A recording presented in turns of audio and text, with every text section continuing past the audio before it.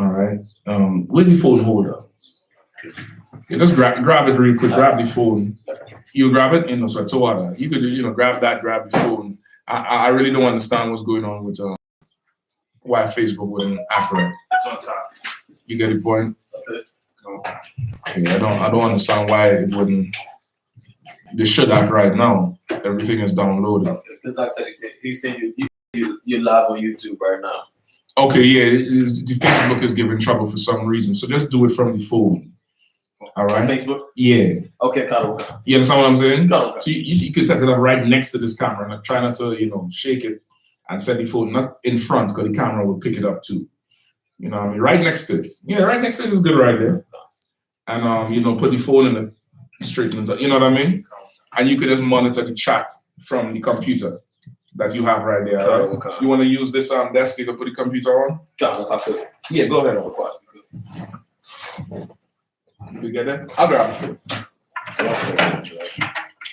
just going on your page. You just throw it up. All right, and you can do that. Hook up the phone first. Hook up the phone first, and get it rocking. All right. Cut.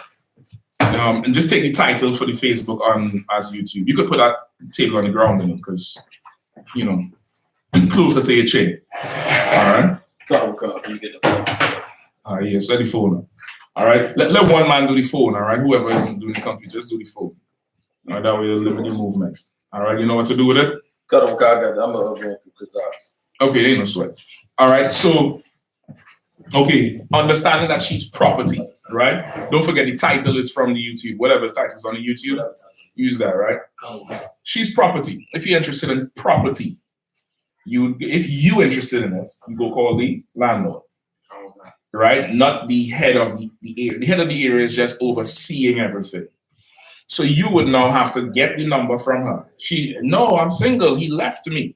Well, ain't no problem. Give me his number. I'm telling you straight up, if she's a hoe, she's not giving you that number. Because she knows he's going to say, nah, that woman is still mine. The problem is they beefing. And because of her being her carnality, she wants to have sex. She needs to have sex. A woman needs it. If she don't get it, they start going crazy. So now, because of that, she don't want you to talk to him, which means because you will get scared away or run away because he's going to say, nah, brother, that woman is still mine. And if he says that, what should you say? One word. Cool. Shalom. Forget it. You can't be, well, she says she's not yours. What the fuck are you talking about? You know what I mean? What are you talking about? Now listen, imagine, brother, okay. Imagine you and your rib beefing over something where you need to put her on a punishment and a time out. And you're all beefing with each other, but you all ain't, intimate, but you all going. And somebody else coming in there and somebody calls you out the blue about her, and you trying to be respectful. No, brother, that's still my wife. Say, well, brother, she said so. What are we talking about? You her fucking advocate? Excuse my language. You her lawyer? Huh? She got you on retainer? I told you it's my woman. What we talking about after that? Just like what? Just like what? Property. Exactly. I want to buy this house. Brother, that's my house. You can't get it. Well, you ain't taking care of the house. The grass is overgrown. It's my goddamn house. I told you I'm not selling it. Brother, I want to buy this car. No, it's my car. I still want it. Well, you ain't driving it. It's just sitting there. So what the hell does that have to do with anything? What name is on this title? Right. What name is in the MVA? Right. Mine. Right. You can't get it. Move on. Yeah. No, you passing every day looking at the car. It's a nice car. Look at it. He don't know what he have. He don't know what that's the argument he's going to hear. Man, he got this nice car here. Sitting. Come look at this nice car. And you start feeling sorry for the car. You're a dummy. That's the same thing as a woman. It's his property. It belongs to him. Whatever they're going through, they're going to have to go through it and work it the hell out. That's none of your concern. She's not available.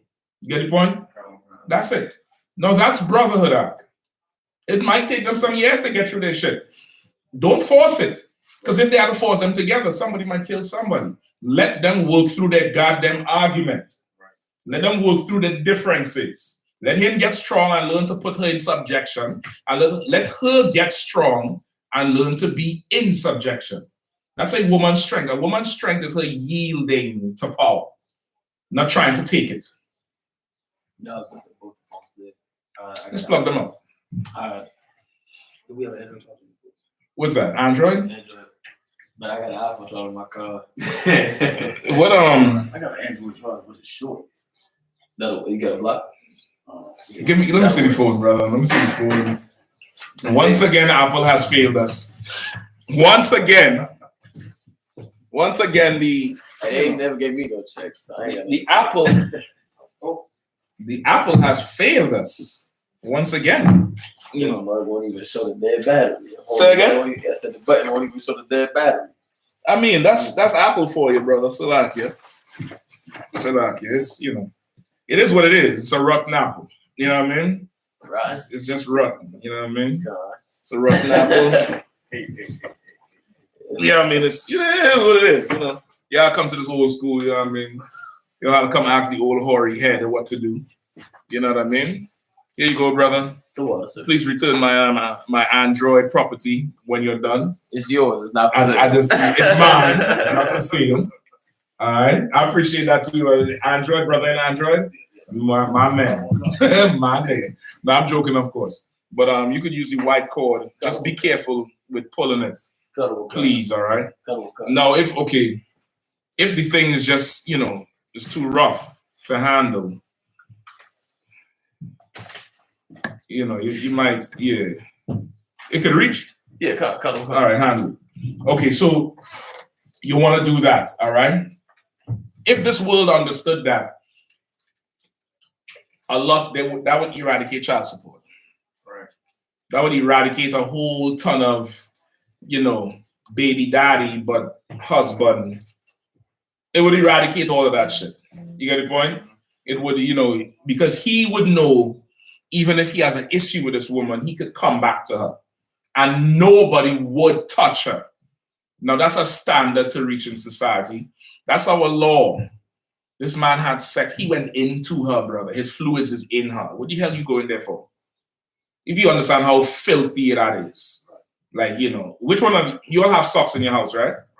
If I come and wear your socks for a week, you know, you sure you can't wash it and put it back on your foot? You prefer not to, right? That's how intimate a woman is. Now, if you feel that way about your socks, surely you should feel that way about her, right? And it's brotherhood. They're married for life. So what? They have an issue for 1 year. You know how short a year is when you're talking about 65, 70, 80 years of marriage? So they can't be for a year. You had to take your old hot rod in there. You so hot, you can't look for another woman. You have to go save her because he treated her so bad. So another woman is not attracted, you're not attracted to a free and clear woman. But you need to go rescue this woman because he's treating her bad. Who are you really attracted to? Exactly. Who is really getting your rod hard? Can't be her. It got to be him. That's your motive. Your motive, man, he over there, he treated her bad. He don't let her do this. What? Right. That's your inspiration? Right. I heard you say her once. Is he? It's homosexual. It's God. But that's the society we're in because we're entrenched in America. You understand? That's what every love song is about. Boyfriend number 2. I can do it better than he can. Right. I Can't Help But Wait, which is one of the sickest songs in the world. You don't know that song I'm talking about, right? I think it's Trey Songz on one of them. So you know what I'm talking about. What is he saying? I can't help but wait. What is he waiting on? Sis, break it down. Sis, look like that's her favorite song. That's probably sis ringtone right now. Somebody called the phone. I can't help what is he waiting on, sis? Help us out. No, he's not waiting on her. He's not waiting on her. He's not waiting on her. What is he waiting on? Y'all don't know the song? Okay, Salakia. I could play it for y'all if y'all want. I'll play it for y'all. This is what you have to do with music. Don't get caught into the melody. Dun, dun, dun, dun, dun. Don't get, fuck all of that shit. Listen to what is being said. He cannot help but wait until her man makes a mistake. That's what he is patiently waiting on. You see, that's what the song is. He's not waiting on her. He says in the beginning, I know you got a man, and I know he doesn't always treat you right. So I can't help but wait. Meaning he's so infatuated with her, he is going to wait until this dude slips up, and then they get separated so he can step in and be Casanova. Baby, he shouldn't do that to you. That's what is considered what? What's the word is that considered in today's society? Sister's laughing because she know I'm telling the truth. It's the truth. What is that considered in today's society? I don't know about the exact word, but the phrase, like what they want to say, swept off their feet. What is a one word to describe swept off your feet? You got the lyrics? Google the lyrics. Hold on, I forget y'all can Google lyrics. Google the lyrics of I Can't Help But Wait, Bakwash, and read it out to me. Don't sing it. Read it out in a manful voice so you can see how evil and wicked that goddamn song is. All right? Come on. You have it? All right? Find the verse. Go ahead. It says, I can't help but wait. I can't help Hold on. Salakia. Read it nice and loud. This is the first time some people is actually hearing the lyrics of the song. It says, I can't help but wait. Hold on. Go ahead. Take it. Go ahead. Take it. It says, I can't help but wait. I can't help but wait. Check it out. Slow it down. Read it like it's scripture, please. Come. I can't help but wait. Mm-hmm. I can't help but wait. Check it out. I see you with him. He ain't right, but you don't trip. You stand by while he lies, then turn you right round and forgive. I can't take to see your face with those tears running down your cheeks. Yeah, I can't read this shit. But what can I do? I gotta stay true because deep down I'm still a G. And it just G means gay. G means gay. You sound like a bitch. You sound like one of her bitch girlfriends. Girl, why you with him? He always got you crying, and you know he lying, but you turn right back around and forgive him. A man wrote that in a song, so I can't help but wait. You're waiting on them to break up. You faggot. Excuse my language. This whole channel gonna get flagged tonight. So I already know it. They're gonna flag this thing for hate speech and all that kind of shit. What's the one word that thing describes? Like he wrote a song for her. He sees her in distress, the damsel in distress. She crying. Let me get a sidebar. Half of you bitches out there who be crying, saying your husband or your boyfriend hurting you, half of your mother effers deserve that shit. When you get down to the bottom of it, if it ever had to come before court, half of y'all deserve that shit. And I'm taking it back. And y'all know it's true. Y'all know it's true. Half of y'all deserve it.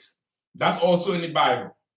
Ecclesiasticus says, a wicked woman is a wicked man's portion. How the hell do I always find these men? Or I always get it, you're a wicked bitch. That's why. Why do I always get these women who always hurt me? See, this is why I need to go and get white women. Because you're a punk. So you get punk-ass broads. You get the point? That's in the Bible. A wicked woman is a wicked man's portion. And vice versa. The Bible also says, the man who obeys and fears the Lord will escape her. That's in Proverbs, I believe. You obey and fear the Lord, you will escape her. Because why? It's also in the Bible, a strange, wicked woman is a deep ditch, meaning you fall into it. You will escape that type of woman if you obey the Lord. You get the point? So you all deserve each other. So your tears don't mean shit. Excuse my language. Salakia. I'm giving it to you all raw. All right? I wouldn't be your brother if I didn't help you. But that song, he says, I'm waiting on this other guy to mess up so I can come in and I can love you better. That's another song. Boyfriend number 2. I can do it better than he can. I think it's the same song. The whole thing is driven by another man, which means you gay. You all understand what I'm saying? The whole thing. No. that whole thing of coming in and sweeping her off her feet and, you know, being Casanova, what is that called? What is that called? Barack, what are we looking like with our phone? These Apple users, boy. Nah, it ain't turned on yet. What do you mean it didn't turn on? That's the Android. It ain't turned What number you see? Alright. Turn it to me. Turn it to me. Okay, I don't know if you probably don't know how to operate on. You know, Android, it tells you to charge, so you can just turn it on and it'll charge while you're using it. I don't know if Apples do that. I'm joking. Let me get back on top. I'm joking for too much. Come on. They're called romantic. It's called romantic. He's so romantic. He's not like, you know, the nigga who coming home to you every day. You understand? This guy is so romantic. He buy you he's your secret admirer. Yeah. Sends you flowers with some thing you'll call each other. Right? What's the root word of romantic? Rome. It comes from Rome. Break down Rome for me. Who knows it? Anybody understands Rome? There are multiple guys with homosexuality. That's a fact. It's a Fendi fact. What else? What's the origin of Rome? Go ahead. Romulus and Remus. What's the history of Romulus and Remus? Bukwash? They were twins that were abandoned and they were raised by a she-wolf. Mm-hmm. And once they came of age, the two brothers started a city, one by the lake, one by the on sea level and one in the mountains. And Rome won, killed his brother. And Romulus won. Okay, they were twins. Now this is not a factual story, it's a myth. But it's a myth that Rome, Italy actually believes as their history. All right? Just like they worship Greek gods and, you know, Thor and Zeus. At one time, they actually worship those people, but they are myths. Rome was named after Romulus, which was one of the twin white boys. Twin white boys named Remus and Romulus. Remus and Romulus grew up in competition. They was orphans. They was raised by a she-wolf, an actual wolf. What's the name of the wolf? Looper. Close. I see you studying, Barack. Lightning strikes again. Right? Looper. And there's a whole festival behind their mother, who was a wolf, called Lupercalia. What is Lupercalia? Lupercalia is a festival in Italy or Rome where they run, first of all, it's a fertility festival where they run through the streets throwing blood on each other, because the wolf would hunt and rip things into blood, and any animal that hunts, you see blood all over them. Women who wanted to have a husband and get pregnant would run through the streets naked or bare-chested, and you would come with like a whip or a branch dipped in blood, and you would whip them with the blood. Get the point?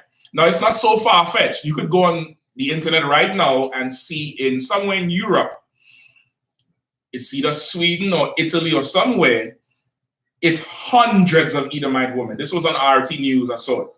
RT or Al Jazeera, one of them. Hundreds of Edomite women had a naked protest because so many of their men are homosexuals, they can't find a man. And they was literally running through the streets naked. In other words, I'm here, come take me. You get the point? So it's not so far-fetched, their custom. Lupercalia is what Valentine's Day is based on. That's where all the red, that's why everybody wears red, because red is a color of stop, like the stoplight, or passion, like blood, like your blood boiling. They get your blood hot. It's blood, like hot, passionate sex, which is what Valentine's Day is based. If the chocolate is big enough and that teddy bear big enough, guess what? You get entailed that night. Right or wrong? Right. You could turn it the other way, brother. No, flip it. Select it. Oh, this right here. Like it's facing me like this. Flip it this way so you could see it on that side. You get the point? Okay. You gotta line it right. No, that's fine. What are you doing? Nah, an update came up. What are you in front of the camera right now? You're messing up. That's them Apple users. You see how Apple users are? Anyway, Valentine's Day is based on that, right? That's where red comes from. Remus and Romulus, their mother was that she-wolf. She suckled them. Romulus grew up to kill Remus in what's called sibling rivalry. That happens when you're in a family with brothers and sisters. There's always beefing going on. It's normal. It's called sibling rivalry, but it's normal if you're carnal in a natural state. It's in front of this camera. You gotta put it off to the side. That's too well, and you can just angle it to suit, all right? That's better now.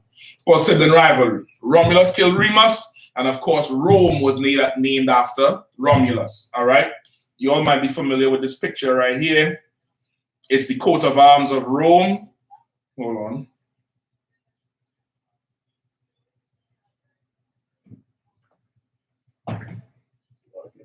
Just Google on your phone the coat of arms of Rome. Hold on. 1 second. Pull up Remus and Romulus or hold on, Roma. Look, Barack, hand me that folder up there. That might be better. The blue. There's a folder with no cover. It's a huge binder. It doesn't have a front cover. It's cut. Take your time pulling all those things down, all right? There's a few books on top of it. All right? Anyway, Romulus killed Remus and Rome was named after him, right?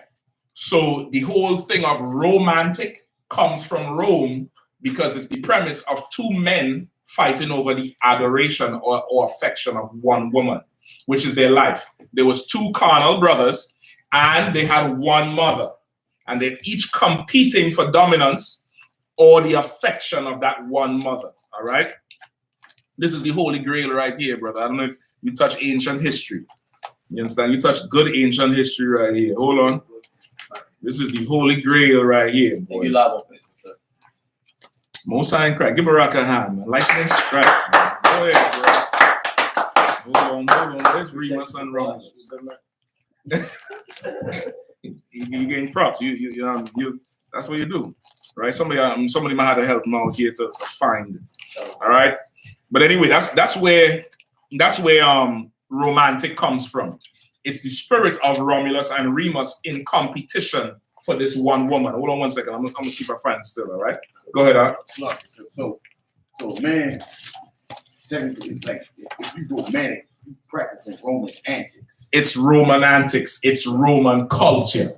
If you are a romantic, you're really halfway homosexual, which is why you have to go shave your face off like a woman, and get a shape up, and get some tight gay ass suit named after a straight man. Italian what? What is Versace? Is he a straight man? Who's Calvin Klein? Is he straight? Is give me some more. Give me Gucci. They're straight. Give me who else? Who else is there? You know, Louis Vuitton. Is he straight? Yeah. You getting some fancy suit named after a homosexual, keeping up with a homosexual custom to get a woman. Now, after you done bust that nut and get your rocks off, you wonder why she don't respect you. Because you're trying to be like her. You're taking on that effeminate spirit. You understand? That's not how you get a woman. How you get a woman, you go and work and purchase her like property. She always talking about how she worth more, right? You worth a lot? Well, no problem. When you get your husband, ask him how much he paid for it. And if his face get tight, no, he paid for you. No, he paid for you. And that's a protection too. Some women saying, I don't want to be objectified with a price. You should want to be objectified with a price. Who knows why? Who knows why? Go ahead. That price, if I may, Uh-huh. that price matches your value. It does, but it's okay. It's something else too. You might have to have raised some women and called a price for them. It does something else too. It's probably not in here, bro. What the hell is it? Go ahead. Them knowing that it's a price or that's a custom, they exceed or live up to or exceed what it is that price worth. When you buy a car, You buy a Lamborghini today, it's what, 500,000 maybe? Does that Lamborghini drive like, well, this nigga paid 500,000 for me, so I better live up to the expectation? No, the car can't do that. The price you pay for her does what? Says how much you're gonna care for. Yes. Yeah, I got you, sir. Yes. If you sometimes a brother inquires about a woman and hears there is a dowry. That happened to me once. Brother called me, but some sister I said, well, brother, all right, no problem. I'll check to see if she's ready to court. And then you'll go might get permission to court. And if you want to marry her, just come back and tell me before you're ready to marry her, and we'll discuss a dowry. Then he got quiet. I said, you heard me out? You there? He's like, yeah. He said, Salak, he said, did you say dowry? I said, yeah. He said, okay, come on. He said, all right, so I'll call you back. Never call back. Why would I give permission for some girl who came in here to change her life to go with some bastard who wouldn't spend a penny to own her? So like, was he in the school? Yeah. So how did he not know that was coming? That was part of the. You okay? It's a mistake to assume people understand something. That's why we have classes every day. That's why you have a number to call for counsel if you have problems. It's a mistake to assume people understand things. You understand? People may not understand things. Some of these things you may never encounter. Some brothers come in the school with a wife already. You understand? That they married her according to Esau and never paid for her. Never went to their father and paid him $1,500. I'm just calling a price. So they don't understand that. Like, you are going to pay for this. Why? Because there's a value. Just like if you pay $60,000 for a car. Give me an average expensive car. Not like a super rich Lamborghini. Something within range. A Suburban. A what? Suburban. A Suburban. How much is a Suburban? Brand new. About 60K. 60K. And I think that's base Suburban. If you get a Suburban fully loaded, you're talking about 80K. Right? Them Escalades is $100,000. Right? Brand new. If you get that shit, are you just going to leave it all over the place? Aren't you going to make sure the tires get changed when the tires get run low? The oil? Because why? A lot of money into that. You put a lot of money into that. Well, guess what? If you want this daughter that we done cleaned up from the streets and made her into something you could work with, you're going to pay for it. Because that way I know when she starts giving you trouble, just like a Suburban could start giving you trouble, or big body Benz or 7 Series Beamer could give you trouble, you're not going to just abandon it because it's giving you trouble. You're going to fix it because why? You paid a lot of money for this. You're going to maintain it. You're going to correct it. You're going to get an alignment. You think about the average brother, how much money you put into your car, how much time and effort. Some brothers go for as far as learning how to do the oil change themselves to save the money and make sure they could keep up on the maintenance, right? Because this car means something to you. Why does the car mean something to you? Because you paid a lot of money for it. But that brought out to mean something to you too. At least in here. Now, if you don't want to go pay for no sister, go to IUIC, get one of them loudmouth horse for you. Go to the church and get one of them bitches in there that they give away for free. Right? An easy woman comes with no cost. A hard woman, a good woman, a heavy sister, brother. There's some investment that comes in there. She is property. She has value. And she's going to be evaluated to you. When you go to buy a piece of land, don't they have you might know, they have a stage in buying land called a valuation. You have to go hire a land expert, an estimator, to come measure the land and according to what they have on the government papers to where your land is and value your land. So you could see if this land is really worth what the owner is calling for it. You get the point? That's how it is in here.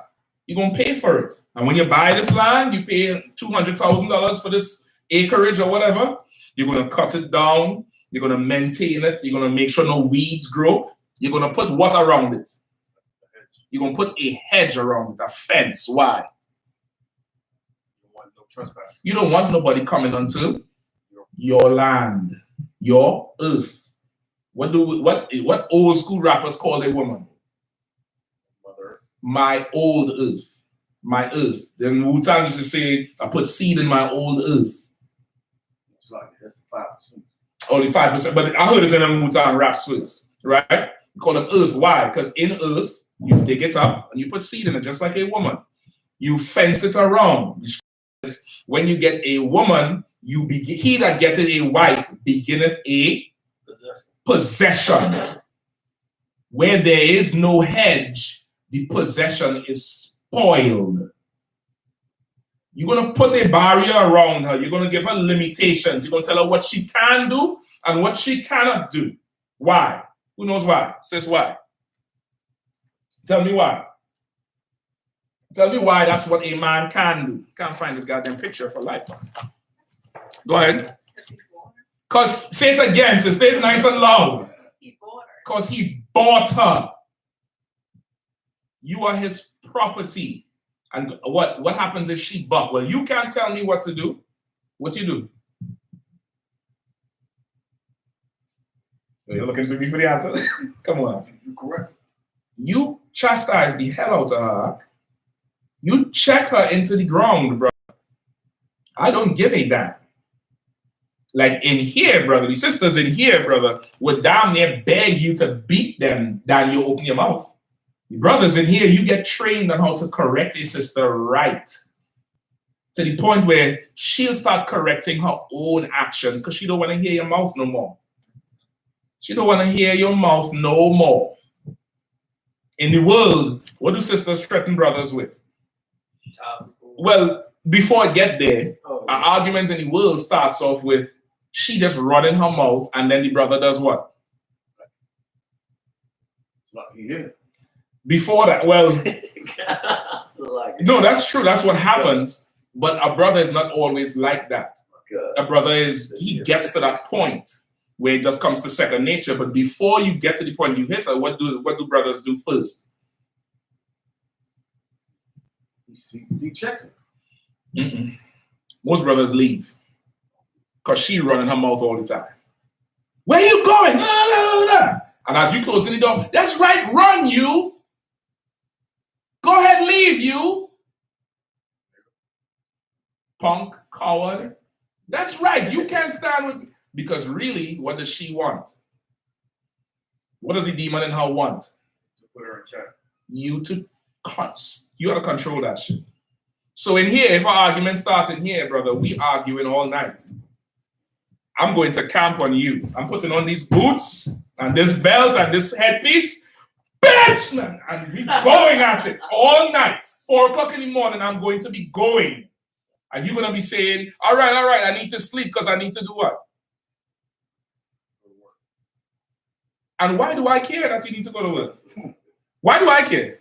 You didn't care that I needed to go to work.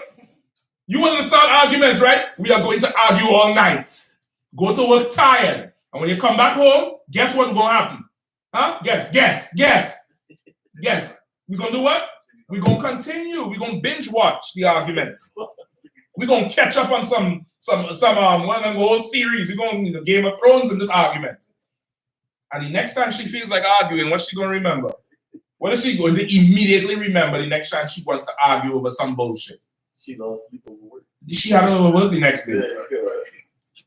And guess what? There's peace. Now there's peace in the house. Because usually these arguments are bullshit. We arguing over power. Right. That's what it is. Because you don't go to the slave and argue with your boss like that.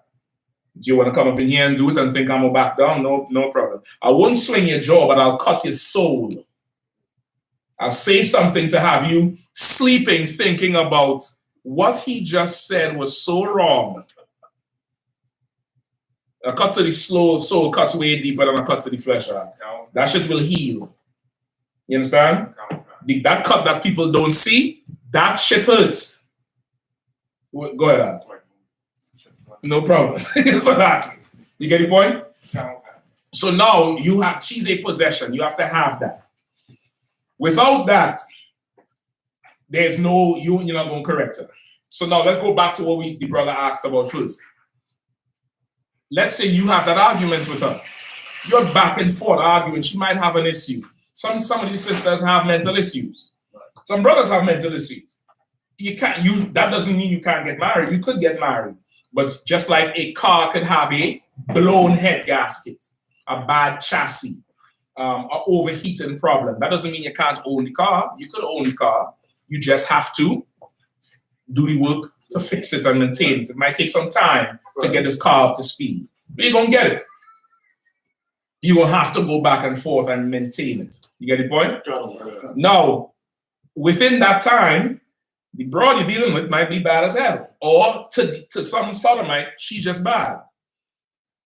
He see you all arguing, and he immediately feels sorry for her. Why does he feel sorry for her? Anybody knows?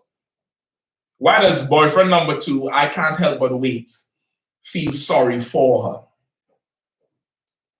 Come on, sis laughing whole night. Sis probably is like, okay, I know what I need to do now. Why does he feel sorry for this particular sister? Anybody knows? Sis, go ahead and answer. Tell him. It's good to have sisters in the classroom, and you'll get a perspective from the other side. You'll be thinking them big old Bambi eyes and them hips and curves mean they're innocent. No, brother. Wars have been fought over women. Great wars have been fought. Thousands of men lost their lives over one woman. You get the point? Go ahead, sis. Tell them why did people? Oh, find the goddamn picture. All right, hold on. This is the picture right here. All right, see this at the bottom. You will see that somewhere. That's the image of Rome. Remus and Romulus is them 2 boys under her sucking breast. All right, sis, you seen it? All right, that's the picture right there. Just look up Remus Romulus. You're gonna see it. That wolf is called Lupa or Lupercalia. I believe that's wolf in Latin or something like that. All right. Right. Why does the brother feel sorry for the broad?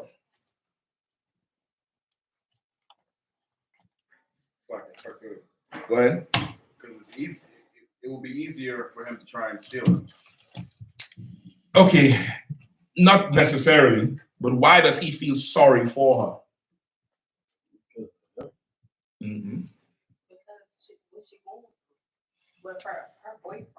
So he feels sorry. That's like he want to save. That's the what's the word I want? Probable cause. That's the probable cause. That's what he's saying is the reason. Just like America is trying to raid Venezuela right now. What's their reason for going after Maduro? He's a drug lord. We can't have drugs coming in, right? Ronald Reagan, Nancy Reagan, trap queen. No, America doesn't deal with drugs. We must stop Maduro. That's the probable cause. What's the real reason they're going after Maduro? They want that oil. The probable cause is, I'm feeling sorry for her. Look at her tears. She crying. She's stressed out. He's stressing out. What's the real reason? You think he can do better?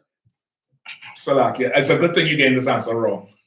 Go ahead. And this is bro. No, I got nothing by it. Go ahead, sis. He wants to have sex with that tail, huh? I was gonna say what's that? He wants that tail. He knows he could look. Okay, a man could look at a woman and tell, okay, she wants some rod. That's the whole reason she coming to this other dude and crying and spilling her problems. Any woman worth her worth is not going to some random person and complaining about her husband and what he can and cannot do. Any woman who is worth something will not do that. She'll either go to her husband or go to an authority who has the wisdom to deal with the marriage. You get the point? Which really should be her father. She'd not call her father up and be like, yo, XYZ is the case. Why? Because her father is not going to try to have sex with her in this brother's transgression. You go somewhere else, what does the preacher do? Yeah, we'll come for counseling, but first let me talk to you alone. Let me have an appointment with you alone. And then sooner or later, the preacher says, well, sis, you got to leave him. Thou art, woman, thou art loosed. You get the point? The whole reason for feeling sorry for her is because you want to have sex with her. the second guy. And notice, anytime they depressed and crying, what do women do immediately? When they not getting attention from the man at home, what do? Sis? Come on, help them out. Help them out, sis. I'll help you. They put on the highest heels, the fishnet stockings, the tightest skirts, they get the hair done, the nails, because they want to get the attention. And then they start talking because really, this is like imagine like a flower opening up for a bee to come in. That's what the whole thing is about. It's about getting sex. And boyfriend number 2 is coming for sex. He's not coming to take this woman. Because if he was coming to overtake this property and maintain it, what would he do? He'll call the landlord and say, I'm interested in this property. Do you still want it? Instead, he is going in there and squatting. And when the landlord shows up, what does he do? Imagine you go and squat on an abandoned building. When the owner of that building kicks in the door, what do? You run. Just like, open the door. Paula, where you at? Nigga is out the back door. And Paula run in the bathroom to wash that funk off and say, I'm in here, honey. Because you're squatting, you're stealing. If you really cared about her and was going to take her on like you say you're going to do, he treating her bad. Okay, he treating her bad, no problem. Go to her husband first. And pay him for her. If you're really, if you're really about it, but you're not going to do that. Because you know that man gonna say that's still his woman, but all you really care about is getting sex at convenient times, which is 2 o'clock after the club on your off day. You understand? Sure. That's really what it is. You get the point? It's your whole thing is that's his woman, but you're going to have sex with her. You get the point? So the I.S.U.P.K and the Command John YAHANNA in wisdom from the Most High in Christ, since 1969, we've always had this protocol. Sister is in the school or comes into the school. Husband puts her away. All right, sis, keep coming to class. Keep paying your tithes. Sit in here. We're not in the business. We don't hurt for no meeting. We don't. I'm trying to straight up. We don't hurt for no meeting here. We get the request. Barack will tell you. And all right, Barack. And the Barack and them, the squint. The squint, you like to hear them that squint. They always like, woo, I got the calls. We ain't hurting for meeting here. We in the Christian church. She gonna come here and sit, and that brother gonna get a chance to come and get what? His property back. You understand? That brother gonna get a chance to come get his property back. Now, if time has passed, 6 months, a year, she might come after 6 months, slack, say, I need some counsel, I need a husband, I'm going crazy. You know what I mean? So I understand, sis, you gotta hold on. Sis, do you work out? I suggest you go work out, blow off some of that steam. You get the point? You're gonna give her things to do to take her mind off of being single. She come back later and said, slack, so I want a court. No problem. Boom, we get in contact with our husband. Hey, brother, listen, this sister is in here. She's an excellent sister. She's a good wife. Why am I telling you, brother, she's an excellent sister? She's solid, and she's cooking, and she's such an amazing girl. Why am I telling him that first? So that he can know how much she's changed, and he can go back and He might be able to go get this woman now and have a marriage with her. Now, she's here. She's been with us forever, and she keeps talking about you. She knows she told us who you are, and we wanted to call you and find out, do you still want to have this woman? Brother might say, damn, I didn't know I could have her still. And he might say, well, how do I do it? And now he might be able to get the whole procedure on how to come back into this, how to come into the school and have a brand new marriage, which is the perfect thing. He come back in. Now her in her pride, because what? Once again, Eve is emotional. She's going to know she's much better. She's going to know to herself that she is much better than what she was. She's going to be like, but I don't know because of how he was. And she's going to need the counsel to know that, well, listen, give the brother a chance. Another brother might say, hell no, I'm done. I thought she was already married. Well, brother, I just say, she's not married. You want her? Nah, brother, listen, I respect you all for even calling me, but I don't want her no more. Shalom. We called him. He can't come after now and say X, Y, Z. And still after the call, we still give time. Still after that call, there's still another maybe month or two we give because Why? He might go home and sit down and pull up the old pictures and the text messages and be like, man, you know what? Let me go and see. Might call him again. Now, this is not set in stone. It's case by case. It's specific. Sometimes the sister had been unmarried for 5 years. You get the point? He's long gone. He ain't trouble 5 years. You get the point? He's gone. But if there's a recent history it's worth, it depends. Each case is different. You understand? If there's kids involved, each case is different. You get the point? So to answer your question, there's a whole procedure for something like that. There's a whole process because once again, nobody is ever going to be able to come in here and say, you stole this woman from me. You're stealing woman. You get the point? We're not about that, brother. We rather you come back and deal with her. That's what we rather. This is your earth. This is your property. You already planted seed here. It's better. It's just better for everybody if you just come up in here. Now, if you don't want to, no problem. You just move on. You remarry. You get the point? But there's a whole procedure. To understand it is, you have to view her as property. You have to view her as this cup, this horn, this chair, this building, that car, that boot. It's mine. I take care of it, and nobody else is going to put their foot in my boot. Nobody else is going to wear my socks, and then I come after and wear it. You get the point? You have to look at it like that to understand it. You understand what I'm saying? Good. Answer your question? Or what's his question? Did I answer the question? You understand it now? Like there's a whole procedure for something like that. And it's, a ton of counseling, a ton of patience. A lot of it really is driven by a demon that's on the two people at the time to wreck each other's lives. Resist the devil, he'll flee. Sometimes patience. And give it a time, you find the change how you feel. The emotion leaves you. And now you can think clearly and straight, which is why it's good to get counsel and follow counsel. You understand what I'm saying? Emotion leave you, now you can think straight, now it's better off. Good. What we was talking about, the rape thing before? All right, let's get Judges. Give me Judges 19.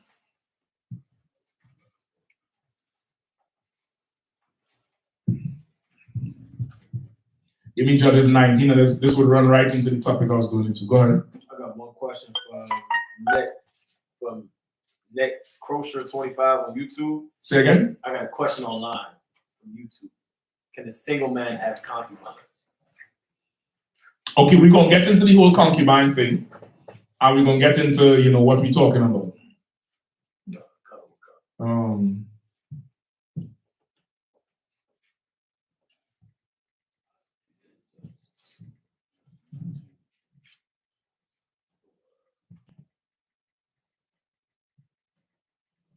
Right, give me Judges 19. Starting at 1, sir. Yeah, let me hear one. Judges 19:1.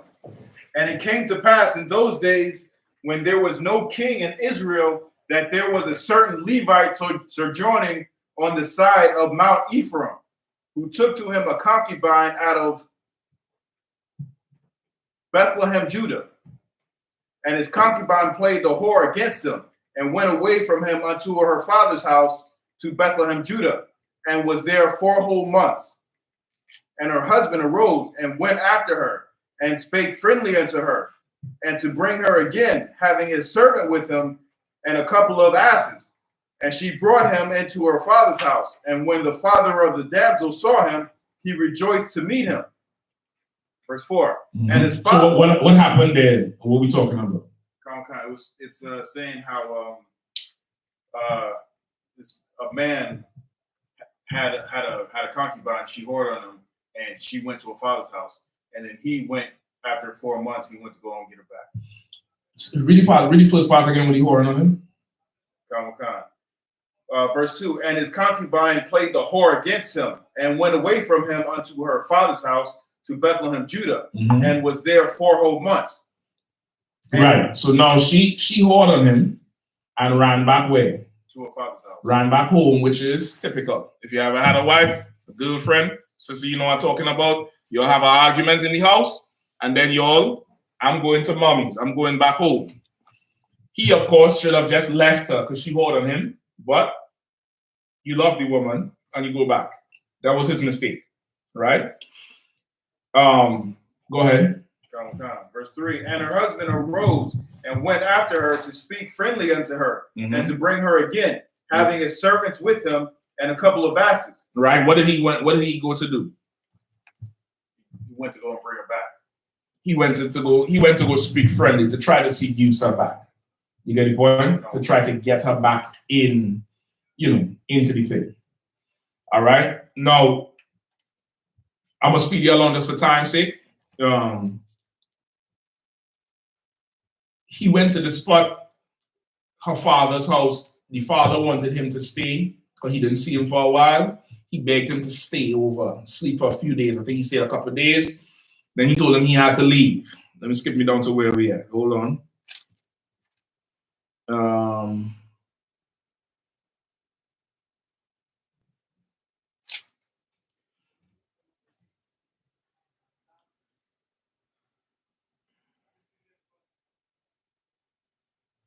Go down to verse 9. Okay, verse 9.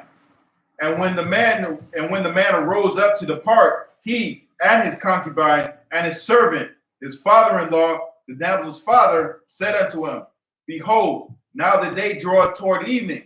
I pray you tarry all night. Behold, the day groweth to an end. Lodge here, that thine heart may be merry, and tomorrow get you early on your ways, that thou mayest go home. Right? So he asked him again. He said, stay one more night, and tomorrow you all could go home because it's late. All right, go ahead. Verse 10. But the man would not tarry that night, but he rose up and departed, and came over against Jebus, which is Jerusalem. And there were with him 2 asses saddled. His concubine also was with him. And when they were by Jebus, the day was far spent.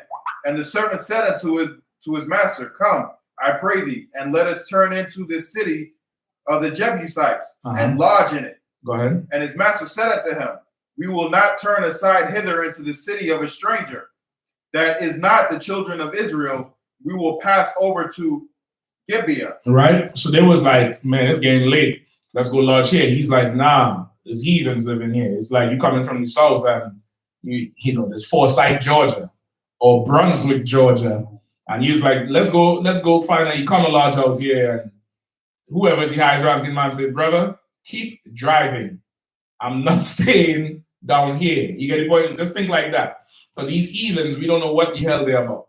We're going somewhere else. We're going to another city where it's an Israelite city. You get the point? We make it to Atlanta, Georgia. I'm calling these names because it's been in the news lately from Brunswick for killing the brother. Forsyth, the general brought it out with Oprah, how it was a white city. They didn't have black people there for 75 years. But Atlanta is a black city. You get the point? You had to worry about the what? What you had to worry about in Atlanta? Exactly. Bear with me 1 second. Come on, bro. Handle this. Shut up, girl. Yeah, we're at verse 13. No sweat. Verse 13. Hold on. Read from 12. And his master said unto him, We will not turn aside hither into the city of a stranger, that is not of the children of Israel. Go ahead. We will pass over to Gibeah. We will pass. Yeah, go ahead. 13. And he said unto the servants, Come, and let us draw near to one of these places to lodge all night in Gibeah or in Ramah. Verse 14. And they passed on and went their way. And the sun went down upon them when they were in Gibeah, which belongeth to Benjamin. Good. Verse 15. And they turned aside thither to go in and to lodge in Gibeah. And when he went in, he sat down in the street of the city, for there was no man that took them into his house to lodging. Verse 16. Right. And behold, there came an old man from his work out of the field at even, which was also of Mount Ephraim. Right. And he sojourned in Gibeah. But the men of the place were Benjamites. And they had lifted up his eyes. He saw a wayfaring man in the street of the city. And the old man said, Whither goest thou? And whence comest thou? And he said unto them, We are passing from Bethlehem, Judah, to the side of Mount Ephraim. From thence am I. And I went to Bethlehem, Judah, but I am now going to the house of the Lord. And there is no man that receiveth me to house. But Yet there is both straw and provender for our asses. And there is bread and wine also for me, and for thy handmaid, and for the young man which is with thy servants. There is no want of anything. Read that verse one more time, all right? And the old man said, Peace be. Sorry, verse 19. Yet there is both straw and provender for our asses, and there is bread and wine also for me, and for thy handmaid, and for the young man which is with thy servant. There is no want of anything. Right. So now he went to this place, right? This spot here was in Benjamin. It's Benjamin land. Right. But the brother he met told him that they was going to sleep on the street because, of course, nobody is going to bother them because they're in an Israelite land. He was going to just, set up his tent wherever, or just like going to a city and sleeping in your car. Think like that. You pull up to, city or a safe place that you think is safe, and you're sleeping in the car. The brother come out and say, you can't sleep out here in this car, man. Right. You all right? He said, nah, man, this is not the right place for that. Right. Come stay with me. Right. All right? And the brother's like, nah, I have all these servants, these horses. He's like, don't worry about none of that. But you ain't sleeping on these streets tonight, because he know what this city gives. Right. What verse we at? Verse 21. Verse 21. So he brought him into his house and gave provender unto the asses, and they washed their feet and did eat and drink. 22. Now as they were making their hearts merry, behold, the men of the city, certain sons of Belial, beset the house round about. Right. Now, as they was there making themselves merry, why does it make the point that they were making themselves merry? What does that convey? Go ahead. Drinking. You gotta understand the spirit of what's going on here a little bit more. So, they got too comfortable. And it's no big deal that you all don't get it just yet.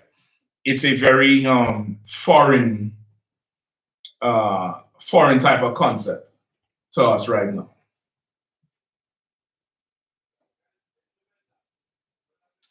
Remember, this is a stranger who is still an Israelite, but he's not from around these parts. And you are taking him in, giving him lodging, and giving him food and drink. Something that's very foreign to us now. Anybody here from the South? Anybody here grew up in the South or have family in the South? Hospitality. It's called hospitality. It's so foreign to us now. What do they say it's called? It's not just called hospitality now. What is it called specifically? Because Southern hospitality. Right. Because Northern hospitality is what? Nigga, keep driving. What? Stay here? No, you can't stay here. Get out of here. Southern hospitality. Come on, man. Yeah, we got food. We're going to fire up the grill. Bring the drinks. Hey, come over here, man. We got this brother from New York. We're going to show you a good time. Right. Enjoying yourself. That's what they say they make themselves merry. It's a law to be hospitable in Israel. When a stranger is among you, you have to take him in. You get the point? Which is why those of you who've been to Passovers before, you all know we travel and go to different cities. Passovers, feast days, the lamb slaughter.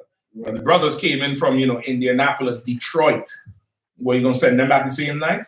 No, the general bought out a whole 2 floors of the hotel close by and had them brothers stay there. And of course, we done barbecue, the lamb and the cow, went back there, got the liquor, went down there and had fun with the brothers because they have a long distance to go. Right. You get the point? It's called hospitality, that you have to do that by law with an Israelite. Now, I ain't telling you to go take anybody in off the street right now because people are in the world and are in the mindset of America. But in here, you are obligated to be to receive your brothers and sisters that come from other cities. Right. you have to receive them. If you can't take them into your own house, you have to make arrangements for them. You have to do it. It's our law. It's our law of brotherhood. And that's what he's doing here. And he's doing it, one, to be brotherly, and two, because he understands that it's not safe in this city to be on the street. Right? Go ahead. Verse 22.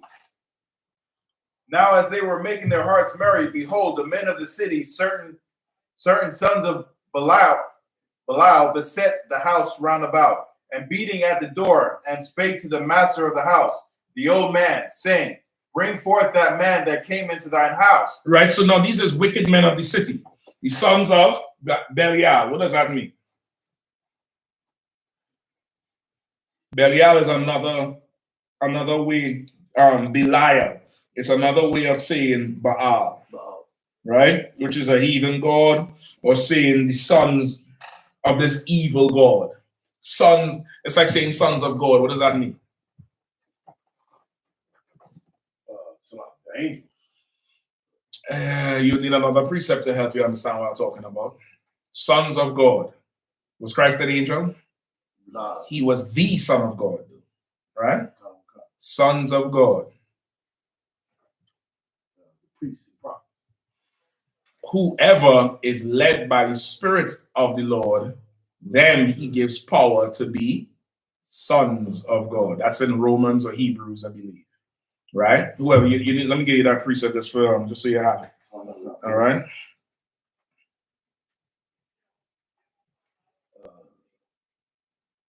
Romans 8 and 14. Read that real quick for me.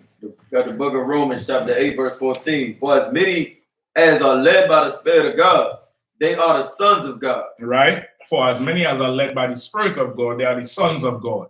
So if you are called the sons of Baal or the sons of Belial, what does that mean? You led by that evil spirit. You understand? So it's not literally meaning Belial is their physical father. Right. It means these is worldly ass grimy niggas. Right. You get the point? Right. They're sons of Belial, and they know. That's why it says there's certain sons of Belial. They are known in the city to do evil. And they come on this brother door and they're asking for who? Man, that kind of They know it's some dude who ain't from around here. And they know he's staying in that house. And as soon as nightfall, we're going to look for him. All right? So read that last part again. Behold, the men of the city, certain sons of Belial, beset the house round about, and beat at the door, and spake to the master of the house, the old man, saying, bring forth. Somebody pick up where he at. What verse you at? Verse 20. All right, read 20 again from the start. 22. Judges 19 and 22, nice and low. Judges 19 and 22. Now as they were making their hearts merry, behold, the men of the city, certain sons of Turn that light on there, please, too. beset the house round about, and beat at the door, and spake to the master of the house. Right, they come and they beat at the door, knocking on the door at night. Go ahead. The old man saying, bring forth the man that came into thy house, that we may know him. Right, so say it again. Bring Bring forth the old man, saying, bring forth the man that came into thy house, that we may know him. Right. They're saying, bring forth the man that came into thy house, that we may know him. Come on. It's like homosexuals, they want it. Yes. They say, bring, how did they go on while out there say it? Bring that ass here. They say, bring that man outside so we could know him. They is homosexuals and want to gang rape a man. Right. Keep reading. Verse 23. And the man, the master of the house, went out unto them and said unto them, nay, my brethren, nay, I pray you do not so wickedly, seeing that this man is coming to my house. Do not this folly. Right? And he's saying, nah, don't do this. I pray you, this man is under my protection, which is a responsibility you take anytime you be hospitable to someone. You imagine somebody staying by you and, you know, next day their stereo is going in the car and the car sitting on bricks.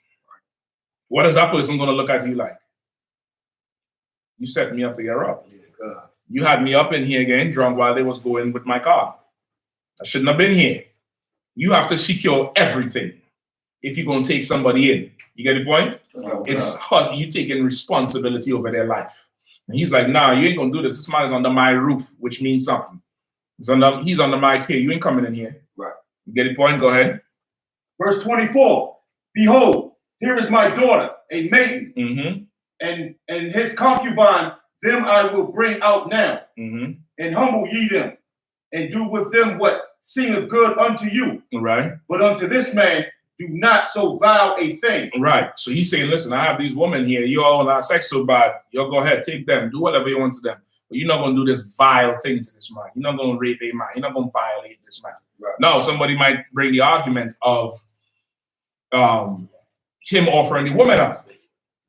Him offering the woman up is the proof of how important it is to secure the safety of a guest in your house. That's how important it is. It's that important that you're going to say no to make sure no harm comes to him. You're going to take my daughters and his concubine. You can do what you want. This is the culture you would grow up in. The woman and all would be in that same spirit. You get the point? Now, if these men had any good in them, what would they do? When he said, nah, here's these young girls, what would they do? It's meant to evoke that type of, we're going too far now. You get the point? Go ahead. And if you remember, Lot did the same thing with the angels. You get the point? Kazak, continue.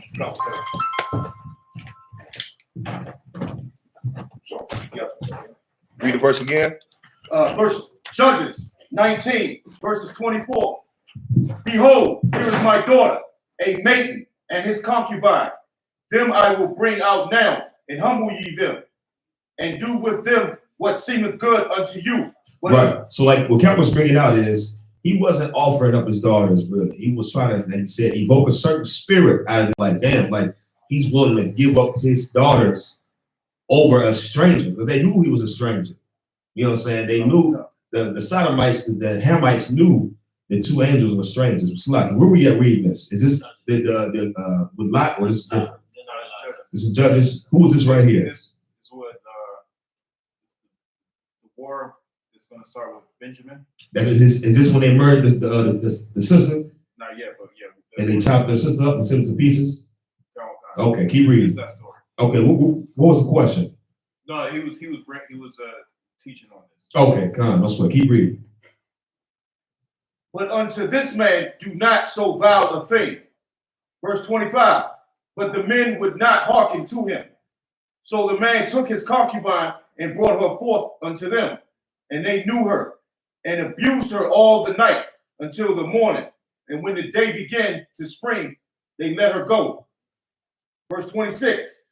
Then came the woman in the dawning of the day, and fell down at the door of the man's house where her Lord was, till it was light. Verse 27. So right here is painting a picture of what was done to this concubine. This concubine, what it says, they abused her. They did all type of foulness to her. And what they did to her was so cruel, you're going to find out the end result of what they were doing to this concubine. Keep reading. Verse 26. Then came the woman, verse 27. And her Lord rose up in the morning and opened the doors of the house and went out to go his way. And behold, the woman, his concubine, was fallen down at the door of the house, and her hands were upon the threshold. Verse 28. So just imagine that scene. She just came back and she fell down in front of the house, hand on the threshold, meaning she probably took all that strength to get home. As soon as she got home, it's just like, here, fell right outside the door. Hand is right here on where you step over to come inside the door. Her hand is right there. She fell down. Keep reading. Verse 28. And he said unto her, up and let us be going. But none answered. Then the man took her up upon an ass, and the man rose up. Now he said to her, come on, let's go and get going. Why didn't she answer? If anybody knows the story. She was dead.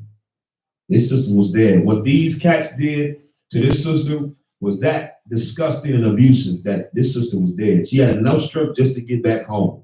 When she got home and passed out, she was dead. Keep reading. And gave him unto his place. Verse 29. And when he was come into his house, he took a knife and laid hold on his concubine and divided her. Now, let me ask somebody this. Him dividing her in pieces, was this unlawful?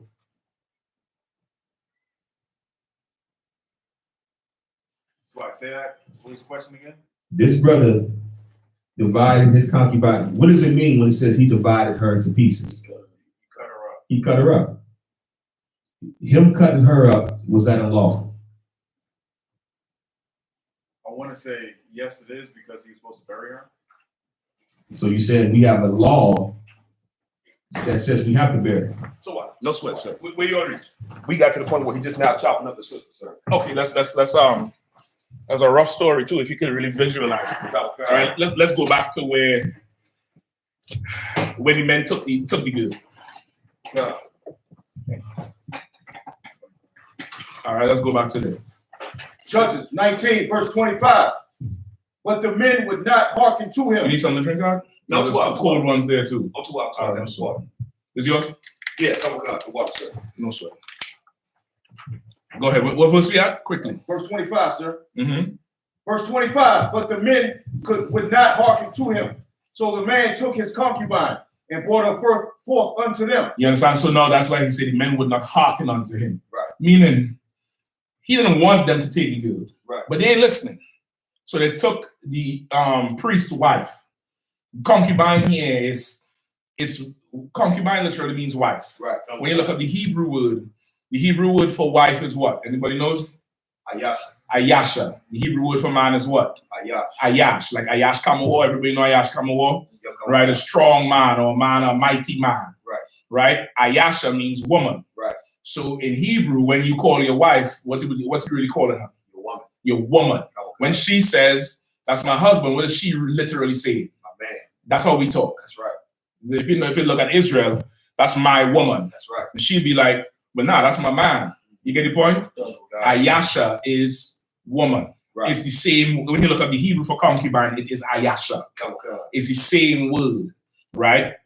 Here, this is his wife. They just call it something here in the translation. Right. You call it different. When you get the Hebrew, you realize it's the same word.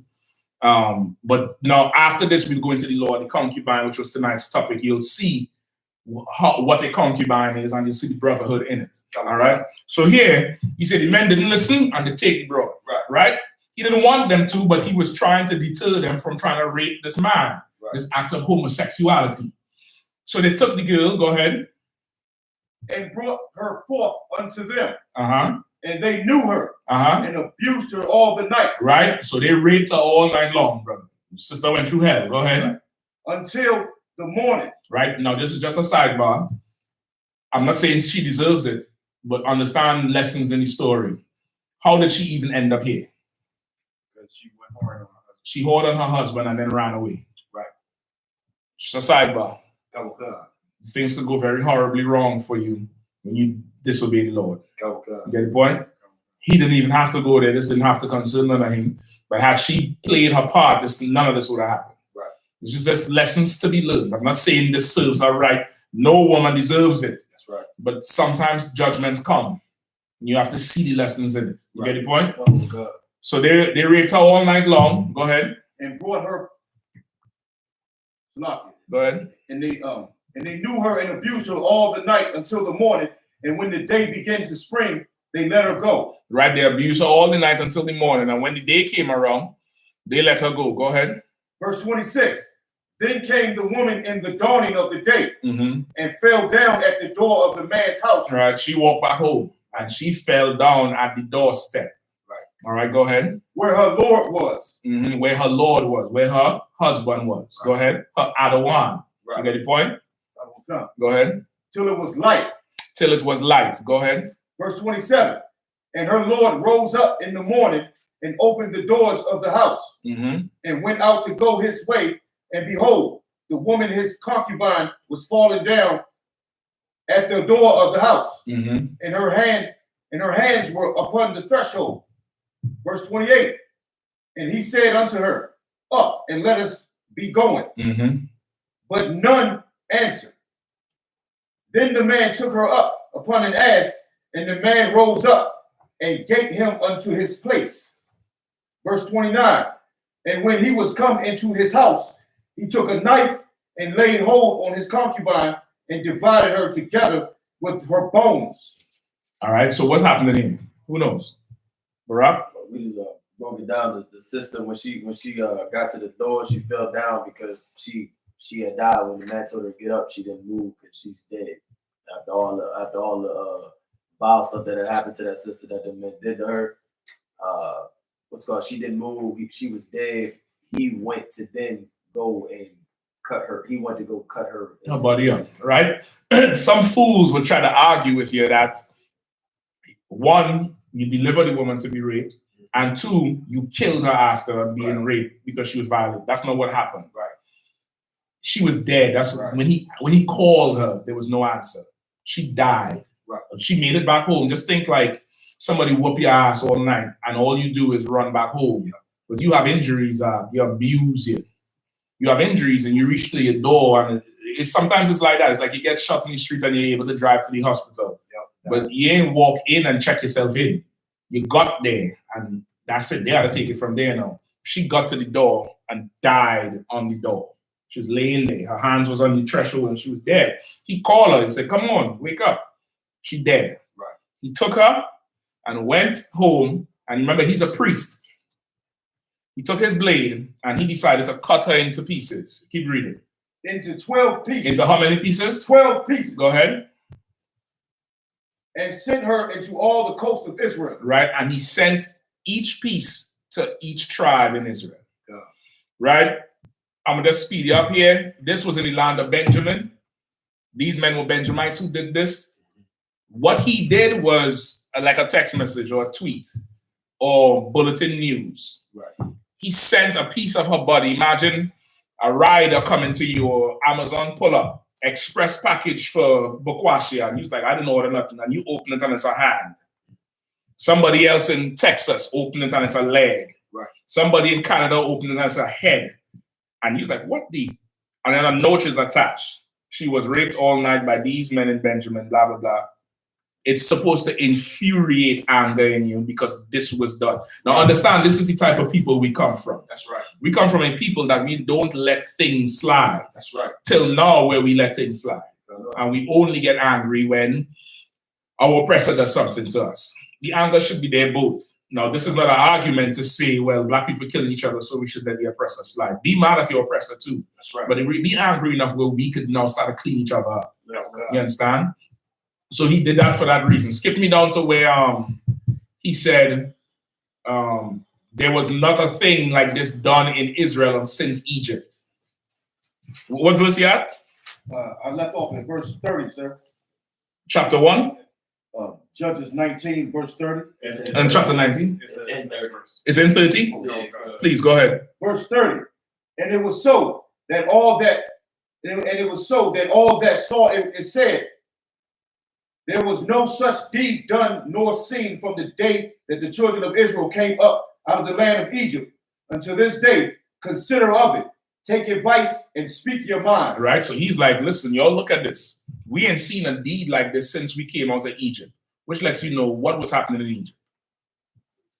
Our sisters were being raped. Rape was happening in Egypt. Right. And homosexuality. Right. Remember, these men initially came for who? The man. Right. They wanted him. Right. They couldn't get him. Right. So they decided to marry the sister, pay a dowry, take a quarter. They decided to rape her. Right. A rapist is a faggot. That's right. Yeah, I'm right. You understand? The spirit of a rapist is a homosexual. That's why he beat her up all night, have sex with her all night, pass her to the homies. Like it's a man he's roughing up. Right. It's the spirit of a rapist is the spirit of a homosexual. Right. A child molester is a homosexual. That's right. Anything that where you exact your force to that point, it's a violent thing. Right. It's homosexual. Okay. And those fetishes, it comes from sexual deviance. Right. And it says, we haven't seen this type of shit since we came out of Egypt. Right. You understand? God. Which lets you know what was happening in Egypt. Oh, God. It comes from there. So now the Lord made laws against rape. Right. Right? Give me the law on rape. Come on now. What is going to say? So like I said, if I may, in the the LGBT community is so wicked. I got into many debates of saying child molesters are homosexuals. And they have this agenda that they don't want to accept the fact that they'll say, well, a straight man molested me. I was like, the fact that he molested you, it should lets tell you know he was a homosexual. He wasn't straight. He wasn't straight. He wasn't straight. Exactly. Exactly. Like it's a sexual deviance is sexual deviance. Exactly. It's like a DUI. Right. What do people think a DUI is? Just looking and smiling. Since you smiling the whole night, God damn. Like, you must be thinking this class is for you. God damn. She doesn't want to be flawed. It's like, wait, hold on. What the fuck is going on? Come on. What does the average person think a DUI is? Somebody was drunk. Who's drunk. Driving drunk, right? Right. That's not a DUI. Right. What is a DUI? Of?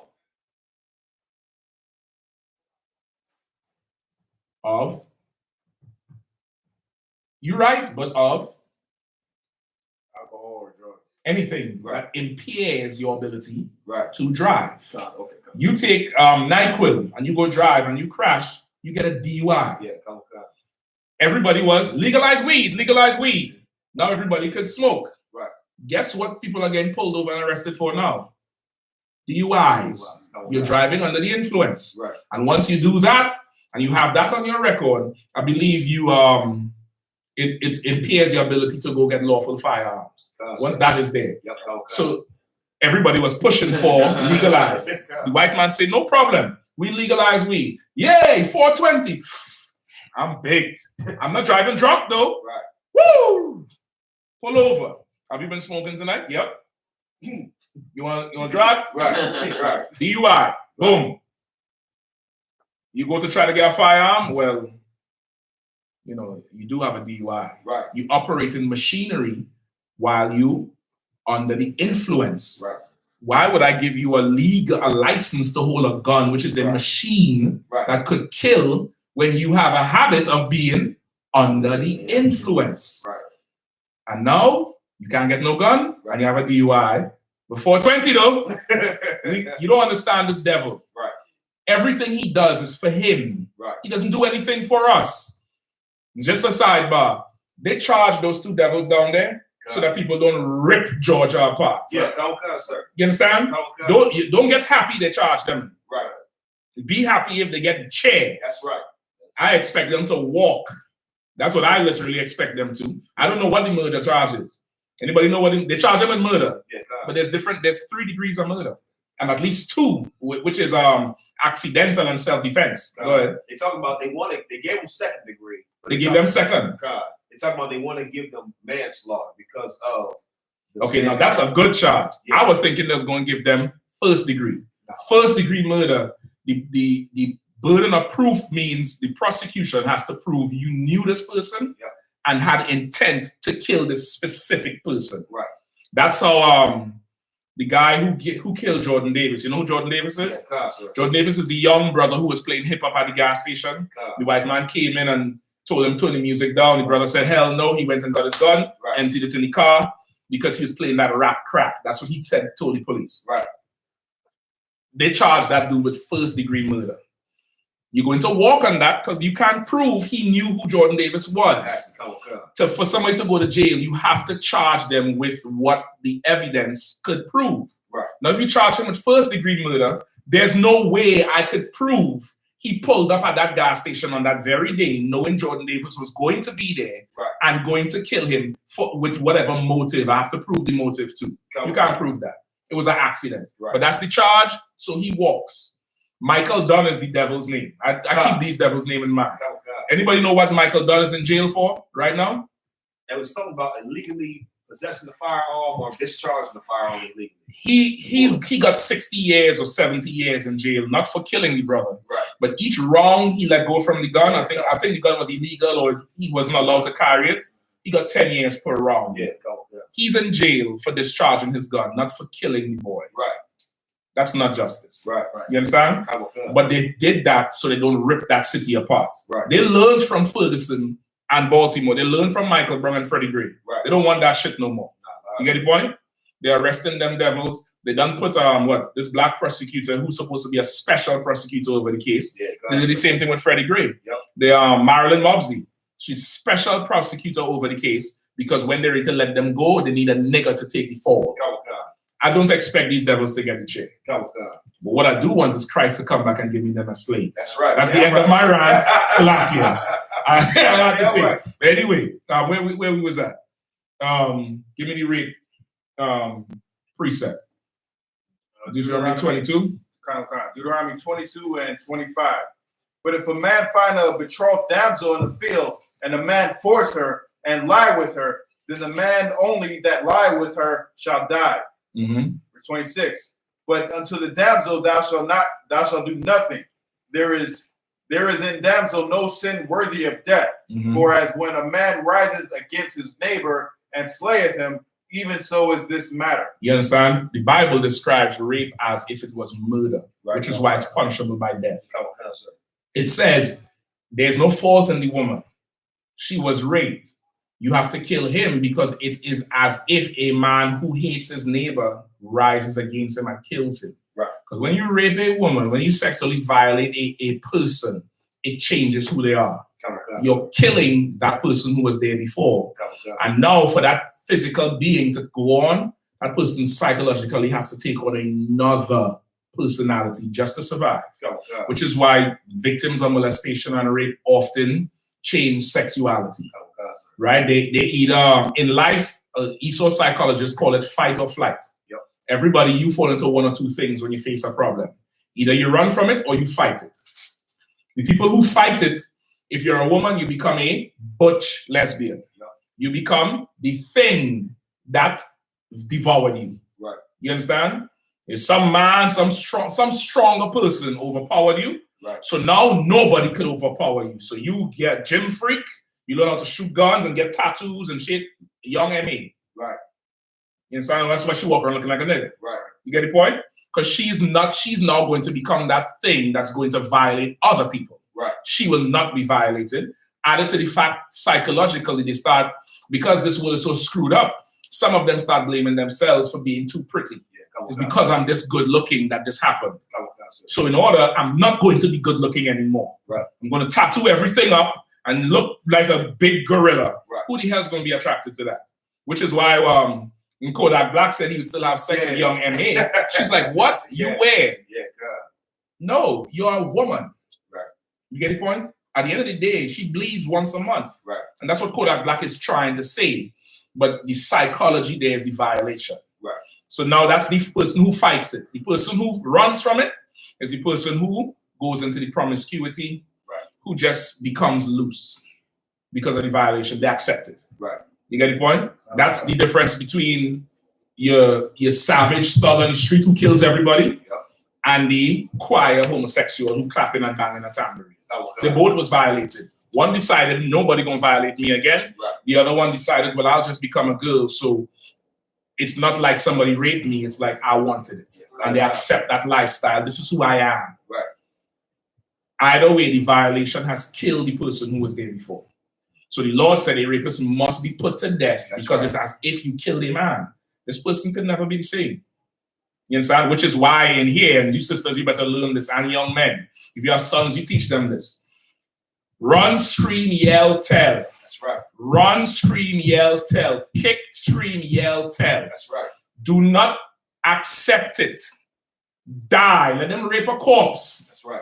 Let them rape a corpse. Let me come into the damn hospital and see you battered and bruised with your whole grill missing, but they didn't get to take you. We could fix your face and fix your teeth and all that. What we can't fix is this person violated you and you complied because why? Fear.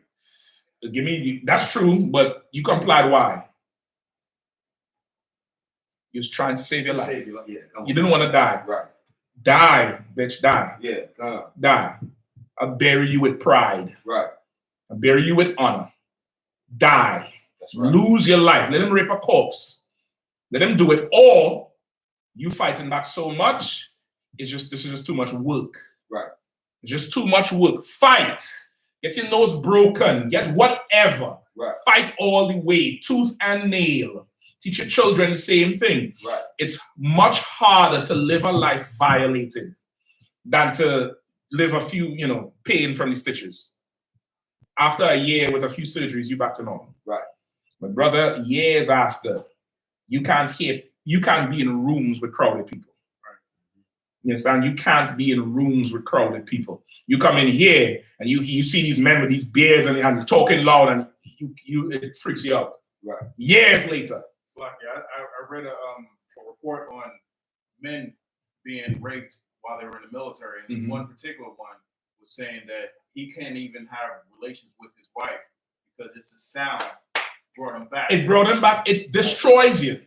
It destroys you, which is why rapists must be put to death. Right. But that's your proof that a rapist is a homosexual because of what happened there. The other thing, what went on to happen was all of Israel called for Benjamin to answer and turn over the men. Benjamin didn't. And the 11 tribes fell on Benjamin. There was a war. Initially, Benjamin fought back. Then it was over. And they damn near, there would be no tribe of Benjamin today if they didn't call the war off. Right. You understand? Which is why Benjamin is famous for what today? Hating homosexuals. Bombay, bye, and Abati. It's something in us that's second nature. It's like Judah like to fight. Yeah, a homosexual does not last in Benjamin. It doesn't last. Because it's something we got taught a spiritual lesson that day. You understand? It's not that the whole tribe was sodomites. It's because we allowed some evil men to go unchecked. Right. Which is another lesson. You cannot allow bullshit to go on. That's right. You culpable in it. If you allow it, you to blame too. You sort of say it, the only reason evil prevails is when good men do nothing. That's true. That's true. You don't have to have strength. You just have to have a desire for righteousness. The Lord won't provide the rest. David wasn't bigger or better at battle than anybody else, but he wanted righteousness. Right. And the Lord allowed him to kill Goliath. You have to have that. Benjamin was serious about it. You have to now check the evil among you. But you can't have that with weak leadership. Leadership takes responsibility for the evil. Right. You get the point? Without that, you have the Christian church. Right. Where you have children telling you, Pastor so-and-so, Uncle so-and-so raped me, touch me here. And then you just shut your mouth. He's a good man. What you talking about? What the hell do you mean? No, we're going to burn the whole Christian church down. Salakia, not now, for the wiretaps. For the wiretaps and the FBI. Right. Not now. When Christ comes back, this whole thing is going to be up in flames. Right. Yeah, YAHANNA? Oh, yeah. Come on. Men, there was Benjamites. They didn't even fight. They still got killed too. Men and women and children. Okay, now we're about to go into the doctrine of not the doctrine, the law of concubine. We already did the rape. You'll see why. They did fight. Yeah. You had to fight. This is how Israel is. You see the gang culture of you from north side and you come down here and do something evil to somebody on the south side. No, it's green light on everybody from the north side. Yeah, right. That's biblical. Right. That's not an evil thing. Right. That part is us, and you'll see it. Give me Deuteronomy 21. I believe. Deuteronomy 21. Real quick, all right? We over the time. 21 verse.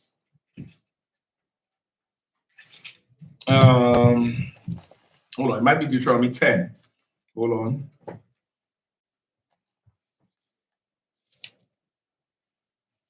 No, it's 21. Hold on. You try to find a scripture where he said, let the concubine take on the clothes of her mourning parents. 21 and 1. Come on, guys. Let's start at 1 real quick. All right. You're in the book of Deuteronomy, chapter 21, verse 1. Everybody good with the time? We're just going to go over a little bit more. Everybody Toab? Everybody needs to leave now? Good? All right, no sweat. The book of Deuteronomy, chapter 21, verse 1. If one be found slain in the land which the Lord thy God giveth thee to possess it, lying in the field, and it be not known who hath slain him, then the elders and thy judges shall come forth, and they shall measure unto the cities which are round about him that is slain. All right. So now somebody break it down for me. What does it say? Anybody? Come on, quickly. Read it one more time, nice and low.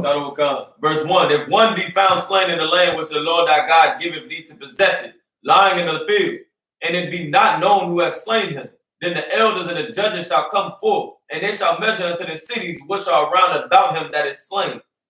They come upon a man that's dead in their city, and then they should go, if they can't find who did it right then and there, then they'll go around the surrounding areas to find out who did What does it mean, they measure? What does it say? Read that part again. And they shall measure unto the cities which are round about him that is slain. They shall measure the cities round about him which was slain. What does that mean? Investigate. The whole thing is an investigation. Well, is it saying they marking off a certain area, like a radius? Yeah, but why? Because I guess it's that land. Would it be unclean? Or would They it be measure the cities that's round about. Just literally think about it. God? So when they say measure the cities, like the cities that are known for this type of Seeing what city is closest to see who will be the suspect. If you have kids and some of them go in the kitchen and you hear something break and you run out your room and you come, you checking to see who's closest to the shit that break. You check on that person first. Right. What happened here? It's like, it's a crime scene. A dead body was found. The first person you question is the closest nigga to the body. Right. That's why when something happened, niggas is gone. Oh, yeah. I don't want to be here. White people, there's a dead body. It's right here. Yeah, I'm gonna wait right here because they'll talk to the cops and glad to help you, officer so and so. Right. But you nigga, you talking about there's a dead body. You suspect number one. Yep. We don't want to be that, but that's how it is. Right? This is forensics in the Bible. This is CSI. This is, you don't need to do all that DNA testing, none of that shit. You don't need to do that. This is how you find a murderer. Right. Right, go ahead. Verse 3. And it shall be that the city which is next unto the slain man, even the elders of that city shall take an heifer. Shall take an heifer which have not been wrought with, and which have not drawn in the yoke. Right, what does that mean? A heifer that has not been wrought with. It's like a female cow that hasn't had sex. Exactly. A female cow or a cow, right? A heifer that has not had sex with no male, has not been wrought with, hasn't been worked. Right. You get the point? Go ahead. Verse 4. And the elders of that city shall bring down the heifer unto a rough valley, which is not a earth nor sown, and shall strike off the heifer's neck. What does it mean in a valley that's not a earth nor sown? Meaning nothing is growing there. There had to be something growing there. It's a valley. It means it's not plotted, like it's not. No, there's no man that's not his land that he's planting currently there. This is an open field. This open plain. Right. Bring it down here and cut the head of this damn heifer off. Right. Go ahead. Verse 5. And the priests, the sons of Levi, shall come near. But then the Lord thy God hath chosen to minister unto him. Right. So Levi is heading up this investigation. Right. Go ahead. And to bless in the name of the Lord. And by their word shall every controversy and every stroke be tried. Right. And by their word, every controversy and stroke be tried. Which is why that's the court. You can't just go and put somebody to death like that. Vigilante justice is unlawful even in the Bible. That's right. You understand? Which is for example, even though Benjamin's zeal for not being a homosexual is righteous, the way they deal with it is wrong. We can't just drag him out of the house and stone him. Right. Right? Because why not dragging the prostitute out of the house and stoning her? Right. You get the point? You have to bring them before the law and prove the case. That's like what they did with the woman caught in adultery with Yahanna.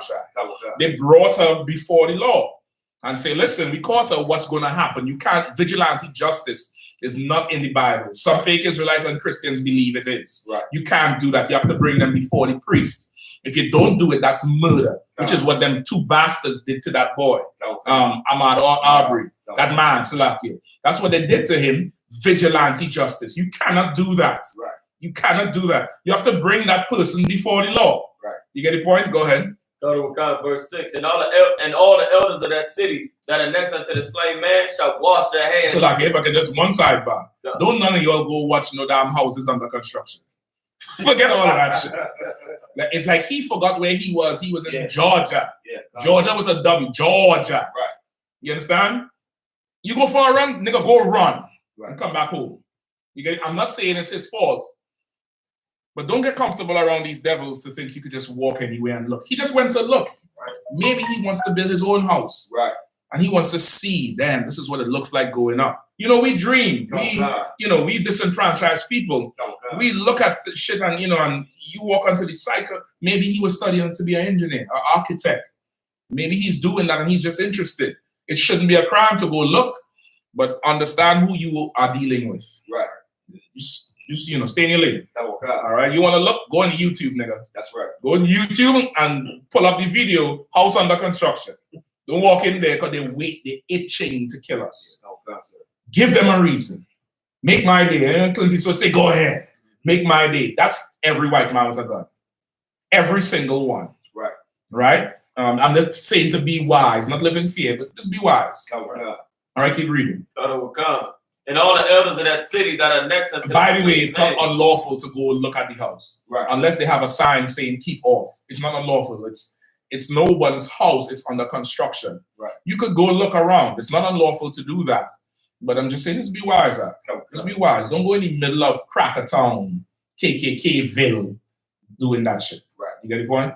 Go ahead. Verse 6. And all the elders of that city that are next unto the slain man shall wash their hands over the heifer that is beheaded in the battle. Mm-hmm. Verse 7. And they shall answer and say, our hands have not shed this blood, neither have our eyes seen it.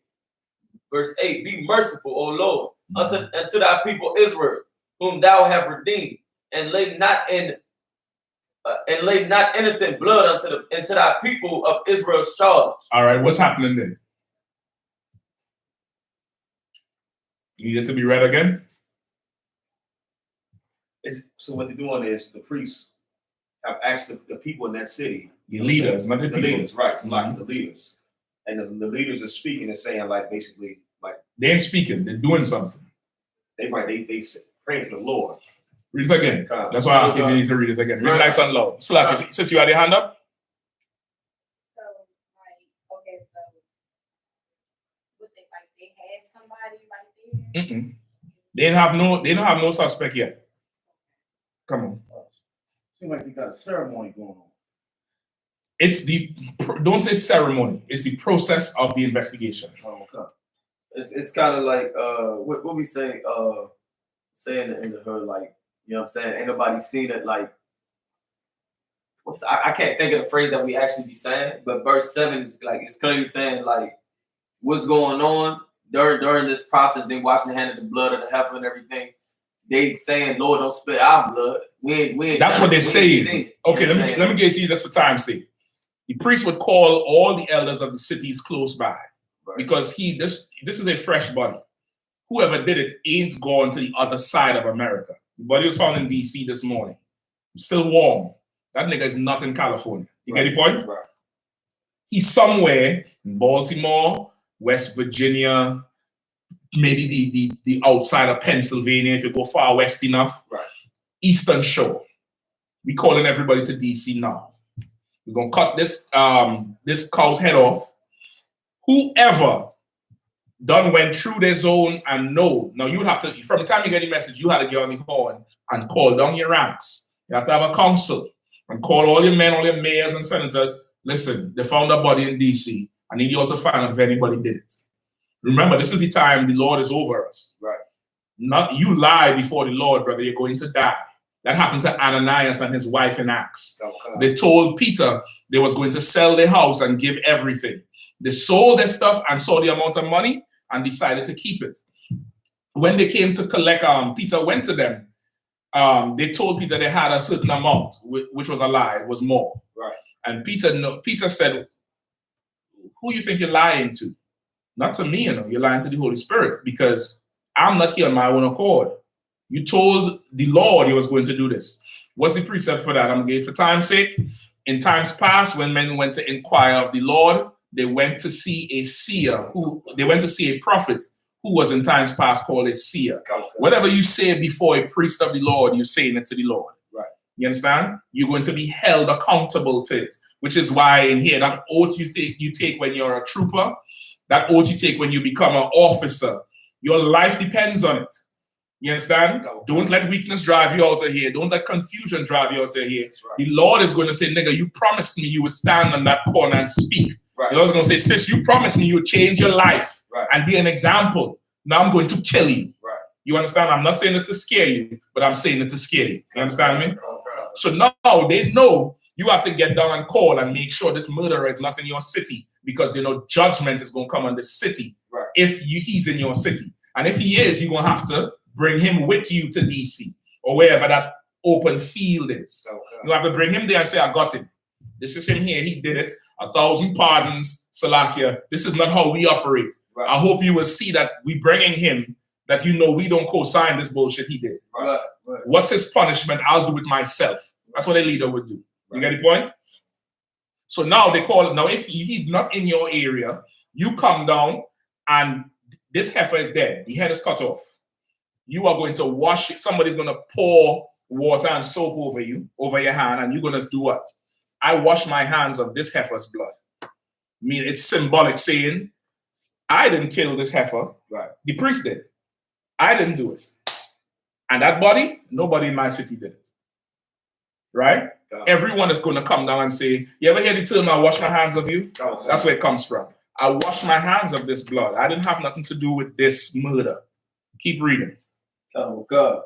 Verse 7, and they shall answer and say, our hands have not shed this blood. Mhm. Neither have our eyes seen it.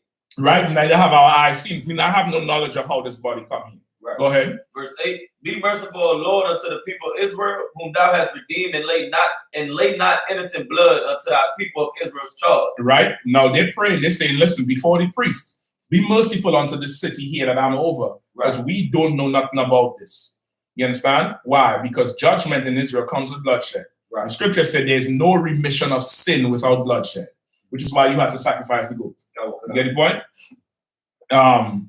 So they're saying, before the Lord, we don't have this person here. Now, if they're lying, the Lord is going to fall on that city. Right. Right? Keep going. And the blood shall be forgiven them. Mm-hmm. Verse 9, so shalt thou put away the guilt of innocent blood from among you. Right? That's how you ensure the safety of your city. Right. Now, whoever don't show up, does it say that there? Where you at? Go first. 9, in the middle of 9. The middle of 9, 21 and 9. Go ahead. When thou Read it again from the top.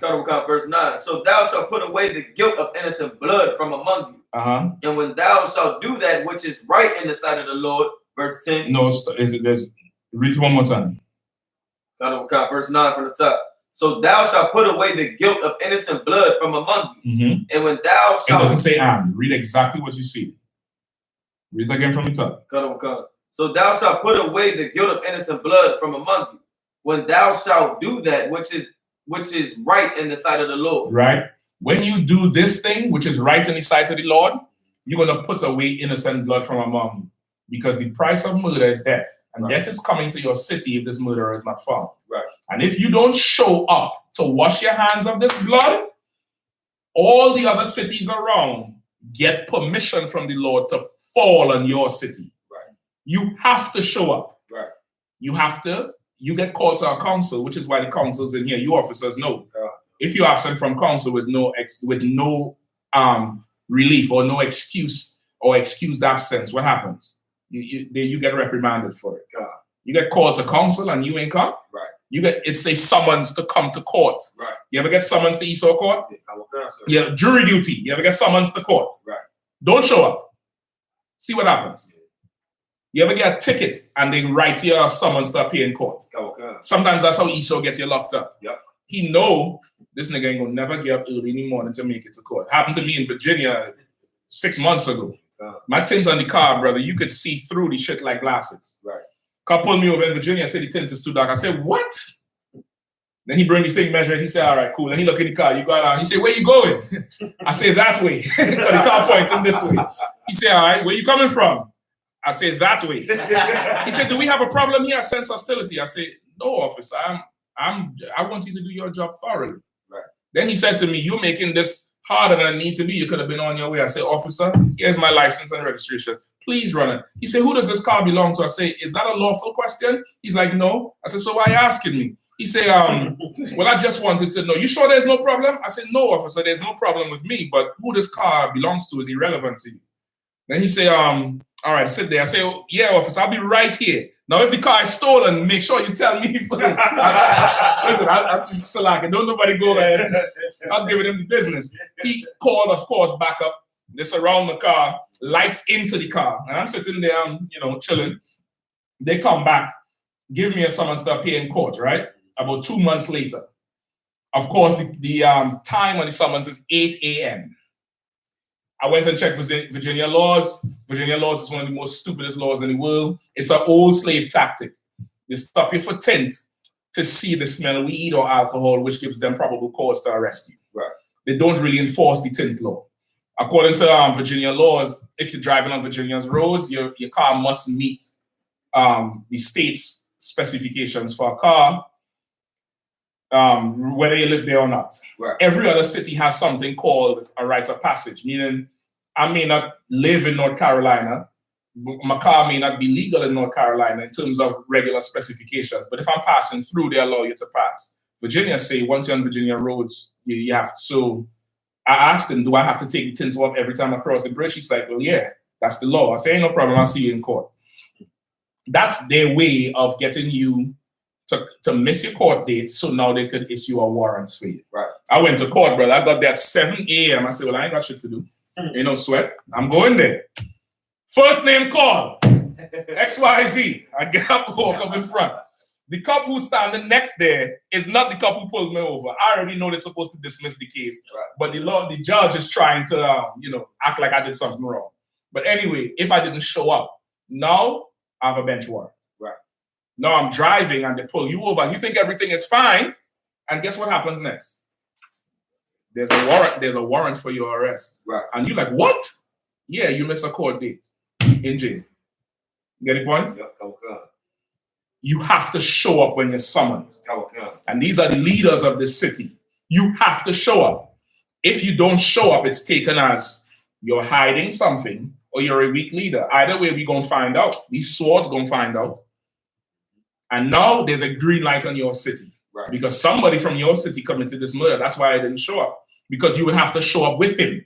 And if you don't show up with him, it means you're a weak leader. Or you'd have to show up and do what? Lie. And say, I wash my hands, and the Lord gonna kill you. Right. So you just don't show up.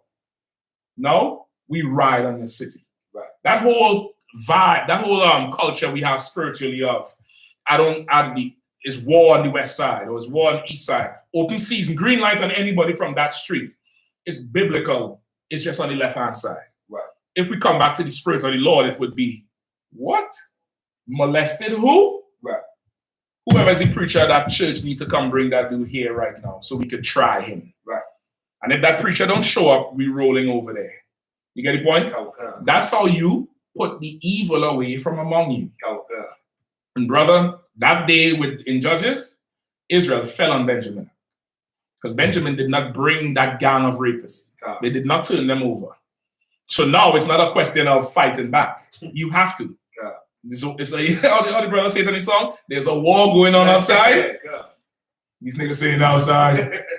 You have to fight now. Now it's a war. Now it ain't, okay, he here, don't come. Nah, we done mobilize the army, nigga. What you talking about? We done did it. Blood is going to be shed. You had a chance to bring him to justice, which is why Israel is compared to the heathens, they look at us like we're such a brutal nation. Right. We're not brutal, we're righteous. Right. And we zealous about righteousness. You get the point?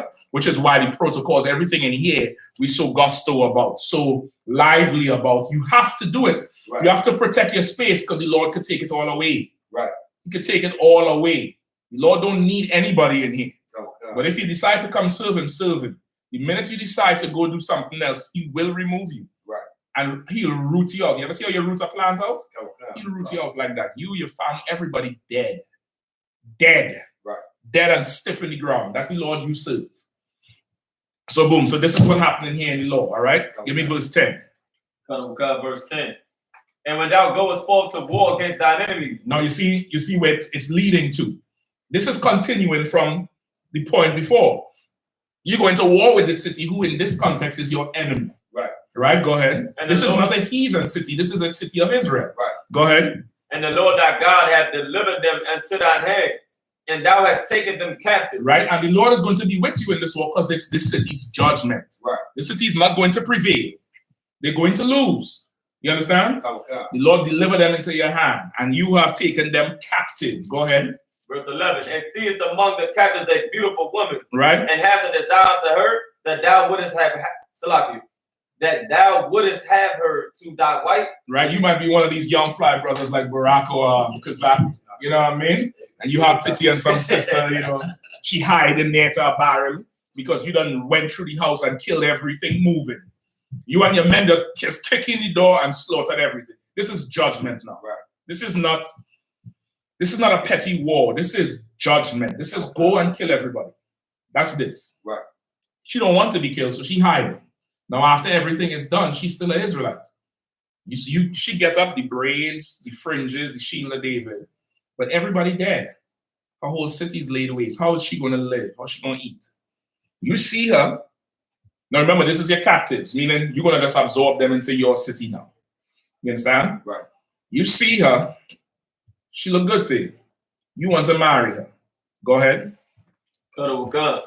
Verse 12. Then thou shalt bring her home to thine house, Mhm. and she shall shave her head and pare her nails. Right now, you want to marry her, you had to bring her to your house. Now, she don't have a mother or father for you to go to. She don't have a father for you to negotiate with. Why? You killed him. Right. He dead. You understand? But this is still a daughter of Israel, daughter of Zion. This is still your sister. Right. You bring her home to your house, she's going to have to shave her head. She had to bald her head, which every woman knows it's a shame. That's what, go ahead. It's like it. Wouldn't that be breaking a commandment? No, because it's a commandment here. Right. It says you going to take her and shave. It's written here. So it's a law here to do it. Right. Oh, the other say, you get the point? Go ahead. Verse 13. And she shall put the raiment of her captivity from off She's her. going to shave her hair and pare her nails. What does pare her nails mean? Like make them bare. Mm-mm. Cut them off. What do you mean cut them off? Cut them real low. Cut them short. Right. This is not ripping her nails off. Right. Some idiots teach it means ripping her nails off. This is not cruelty. Right. This is doing what? Like you said, shame, humbling. It's humbling her. Right. It's humbling her because she's in her glory with her hair, her afro, and the long nails. Your sisters like to get fly. But now, this is not a wife you would have gotten by negotiating with her father. This is a wife you got in war. So to differentiate her from the other wives who you paid for, you didn't pay for her. You took her. You're going to shave her head and pare her nails. Go ahead. And shall remain in thine house, and bewail her father and her mother a full month. Right? She gets a whole month, 40 days, to mourn the loss of her parents. Go ahead. And after And now, while she's in the house, what you doing? You're starving her? You're tying her out there with the goats? Not allowed, sir. You understand? You taking her from, imagine she's in a burning city somewhere. You burn down the Rite Aid, so there's no pads to get for when she's on her period. You burn down the Costco or the grocery store. How's she gonna eat? You lit the city up. Right. You bring her to your house. She gonna have to cut her hair, shave it down, pare her nails. She wear rags. I think it says to wear rags here, right? For the raiment of her captivity. The raiment of her captivity, meaning she ain't gonna get to wear that fly ass dress you cut her in. She gonna put on some sackcloth and put on some old clothes. And she gets to stay and mourn her family for a month because she's gonna cry over them. She's gonna get to mourn them, and she gets fed while she's there. She gets to bathe. She come on her monthly, she's gonna get things to take care of herself. Rather than being left out in the open. Right. Go ahead. And after that shall go in unto her. And after that, you have the lawful right to go marry her. Right. Now, go in unto her, what does that mean? Sex, sir. Okay, so you go in there, all right? You start unbuckling? No. What does that mean? Meaning now you can start to put the woo on. Now you start to turn off the lights. Yeah, right. Seducing. Light a can. Right.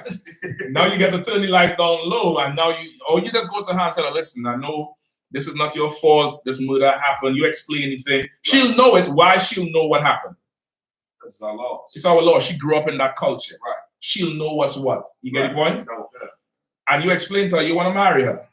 and you start, and if she's wild, she just go with it. Right. Because, she captive. Now, the thing with the hair and the nails is just one time to differentiate her from your other wife or wives. Right. But she's allowed to grow it back after. This is just, it doesn't say forever. She had to keep it low.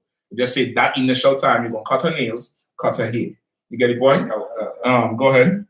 And thou shalt go in unto her and be her husband, and she shall be thy wife. Mm-hmm. And it shall be, if thou have no delight in her, then thou shalt let her go whether she will. But thou shalt not sell her at all for money. Mm-hmm. Thou shalt not make merchandise of her, because thou hast humbled her. You understand? Like, you can now go ask dowry for another man. You get the point? Right. This is, of course, here would be the law of the bill of divorce Moses gave. That's why if you find something wrong with her, you could write a bill of divorce and let her go. But in the beginning, it was not like that. Right. But the law of that, this is the law of the concubine. A lot of people think the concubine is the other nations because it says enemies. That's not the law. Right. Because if you are allowed to go have sex with the other nations under the premise of war, that would negate which law?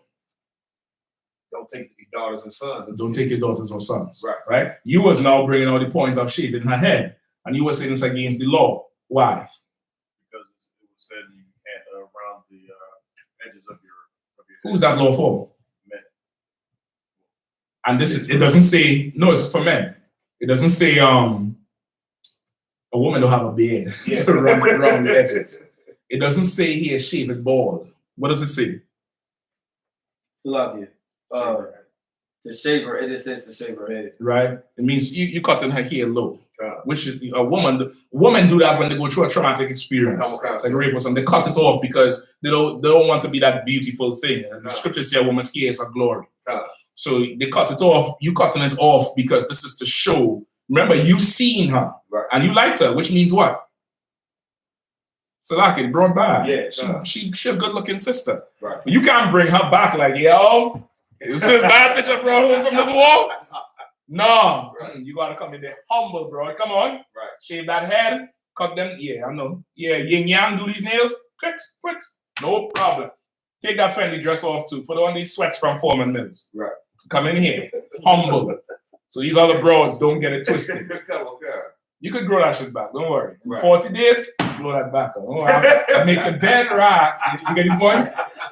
No, you remember she gonna be left out there. She got nobody to care for her. Right. She going to marry her, and she don't see how you're skilled in war. Shit. Yeah, it's kind of hard to wrap your head around it now because we're so effeminized under this white man. But that's brotherhood. Right. Her city suffered judgment from the Lord. She survived. If you didn't take her, she'd be a slave sweeping somebody's floor. Right. Now she get to be called one of yours. Right. She gonna do it. Yeah.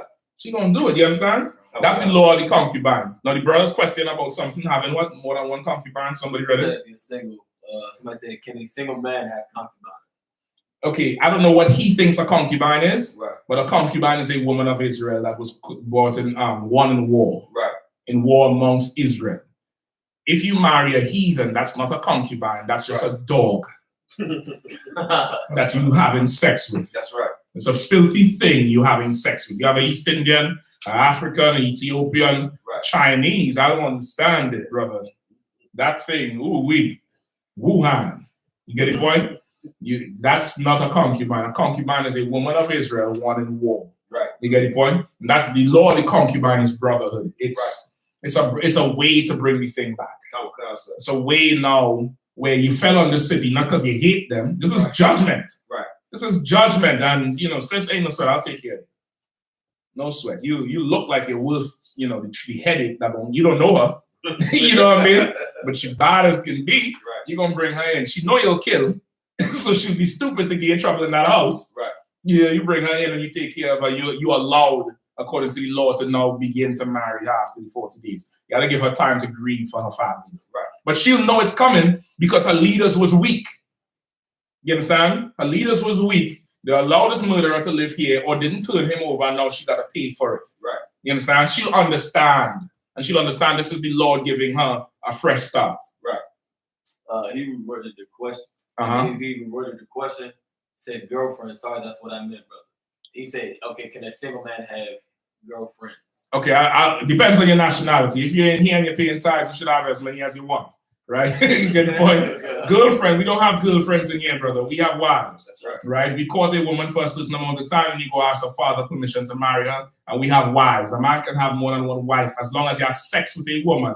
That's your wife. Sex is marriage. So we don't have girlfriends. That's right. Right? And of course, in here, you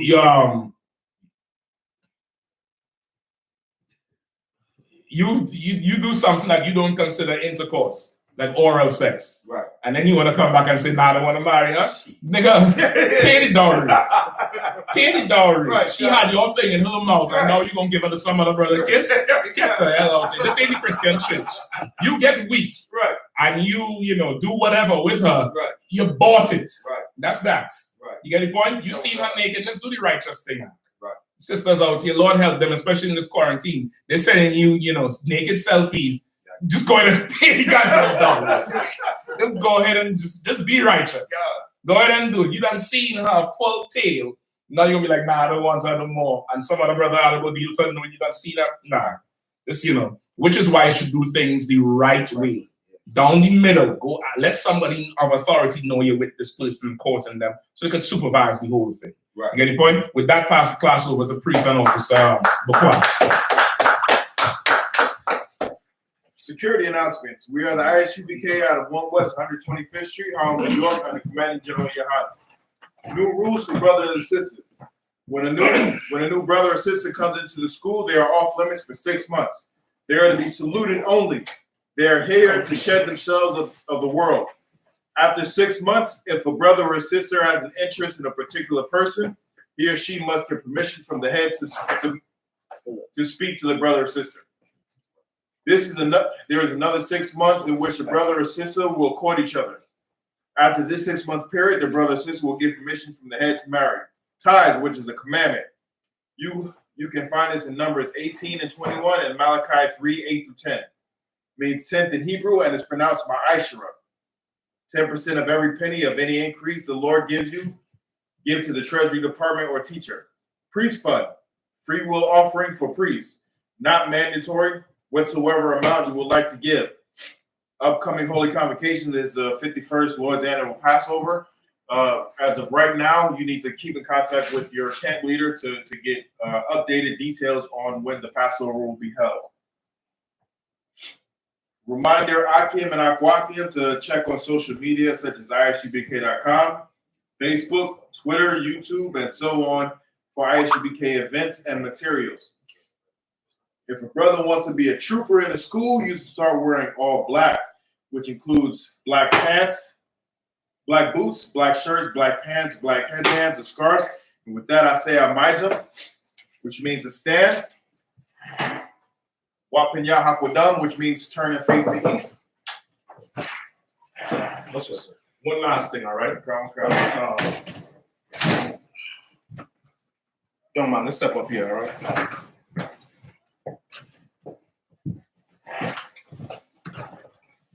All right, we just want to do this real quick. Just turn the camera towards the brother.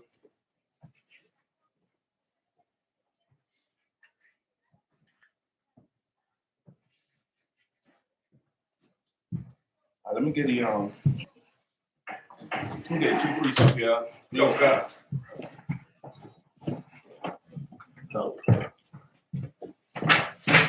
Get up. Where's the anointing for it? Lowest priest in the world. Get He got it.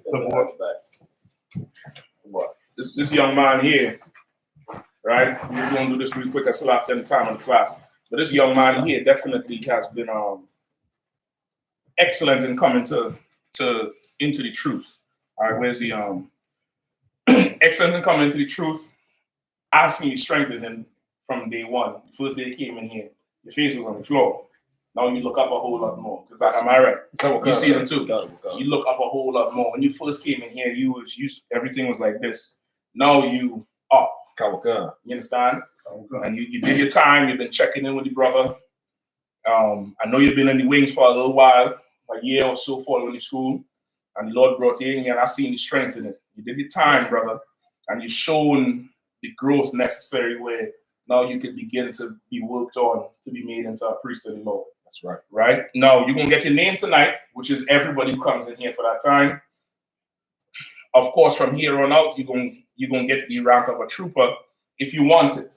All right? If you want it, fine. If you don't want to, just tell the brother after you don't want to be a trooper, you just want to remain a civilian, and that's fine. But a trooper in here, you're going to have requirements, you're going to have duties to do. You understand that, right? And you understand that you're going to take this oath before the Lord to serve the Lord in this thing. You understand? From now on, brother, hold on. From now on, your name ain't going to be whatever it is. Don't want to hear it no more. But your name is going to be Arawadia. Arawadia, which means I shall subdue. That's right. I shall subdue. Arawadia was one of the sons of God, one of the prominent sons of God. This brother is a Gadite, if you all don't know. One of the sons of God. Your name is going to be Arawadia, which means I shall subdue. Because, brother, from what I've seen and heard about you, you done conquered them things that was keeping you back. That's right. You understand? So that's going to be your name from now on, all right? All right. You're copy up or something. You're like you're happy for that.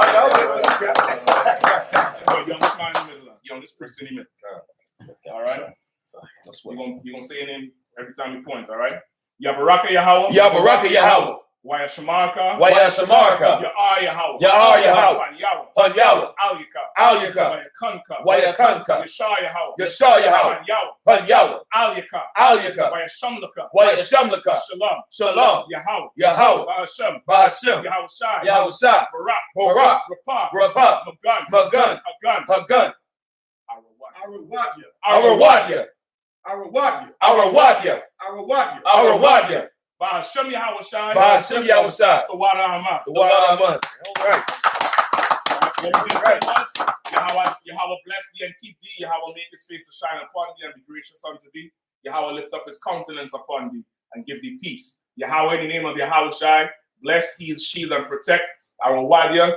In the name of Yahweh Shai, thank you, and so be it. Listen, this brother came through his in the middle of COVID-19. That's right. What the hell is your excuse? What is your excuse? And with that one salute, Barak. Yahweh Hashem Yahushai Barakatham. Yahweh Hashem Yahushai Barakatham. Sir. Madiam Shabbat. Madiam. Barak. Yahweh Hashem Yahushai.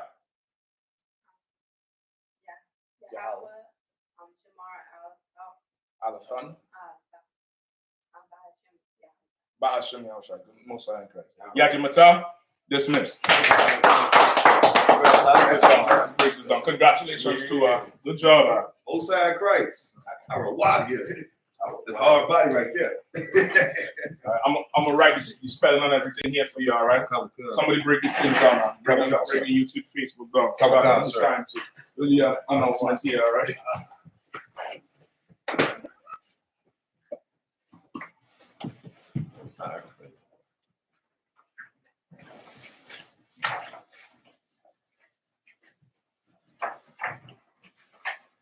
Shit, what order is this going in? That's all in the back. As far as the right there.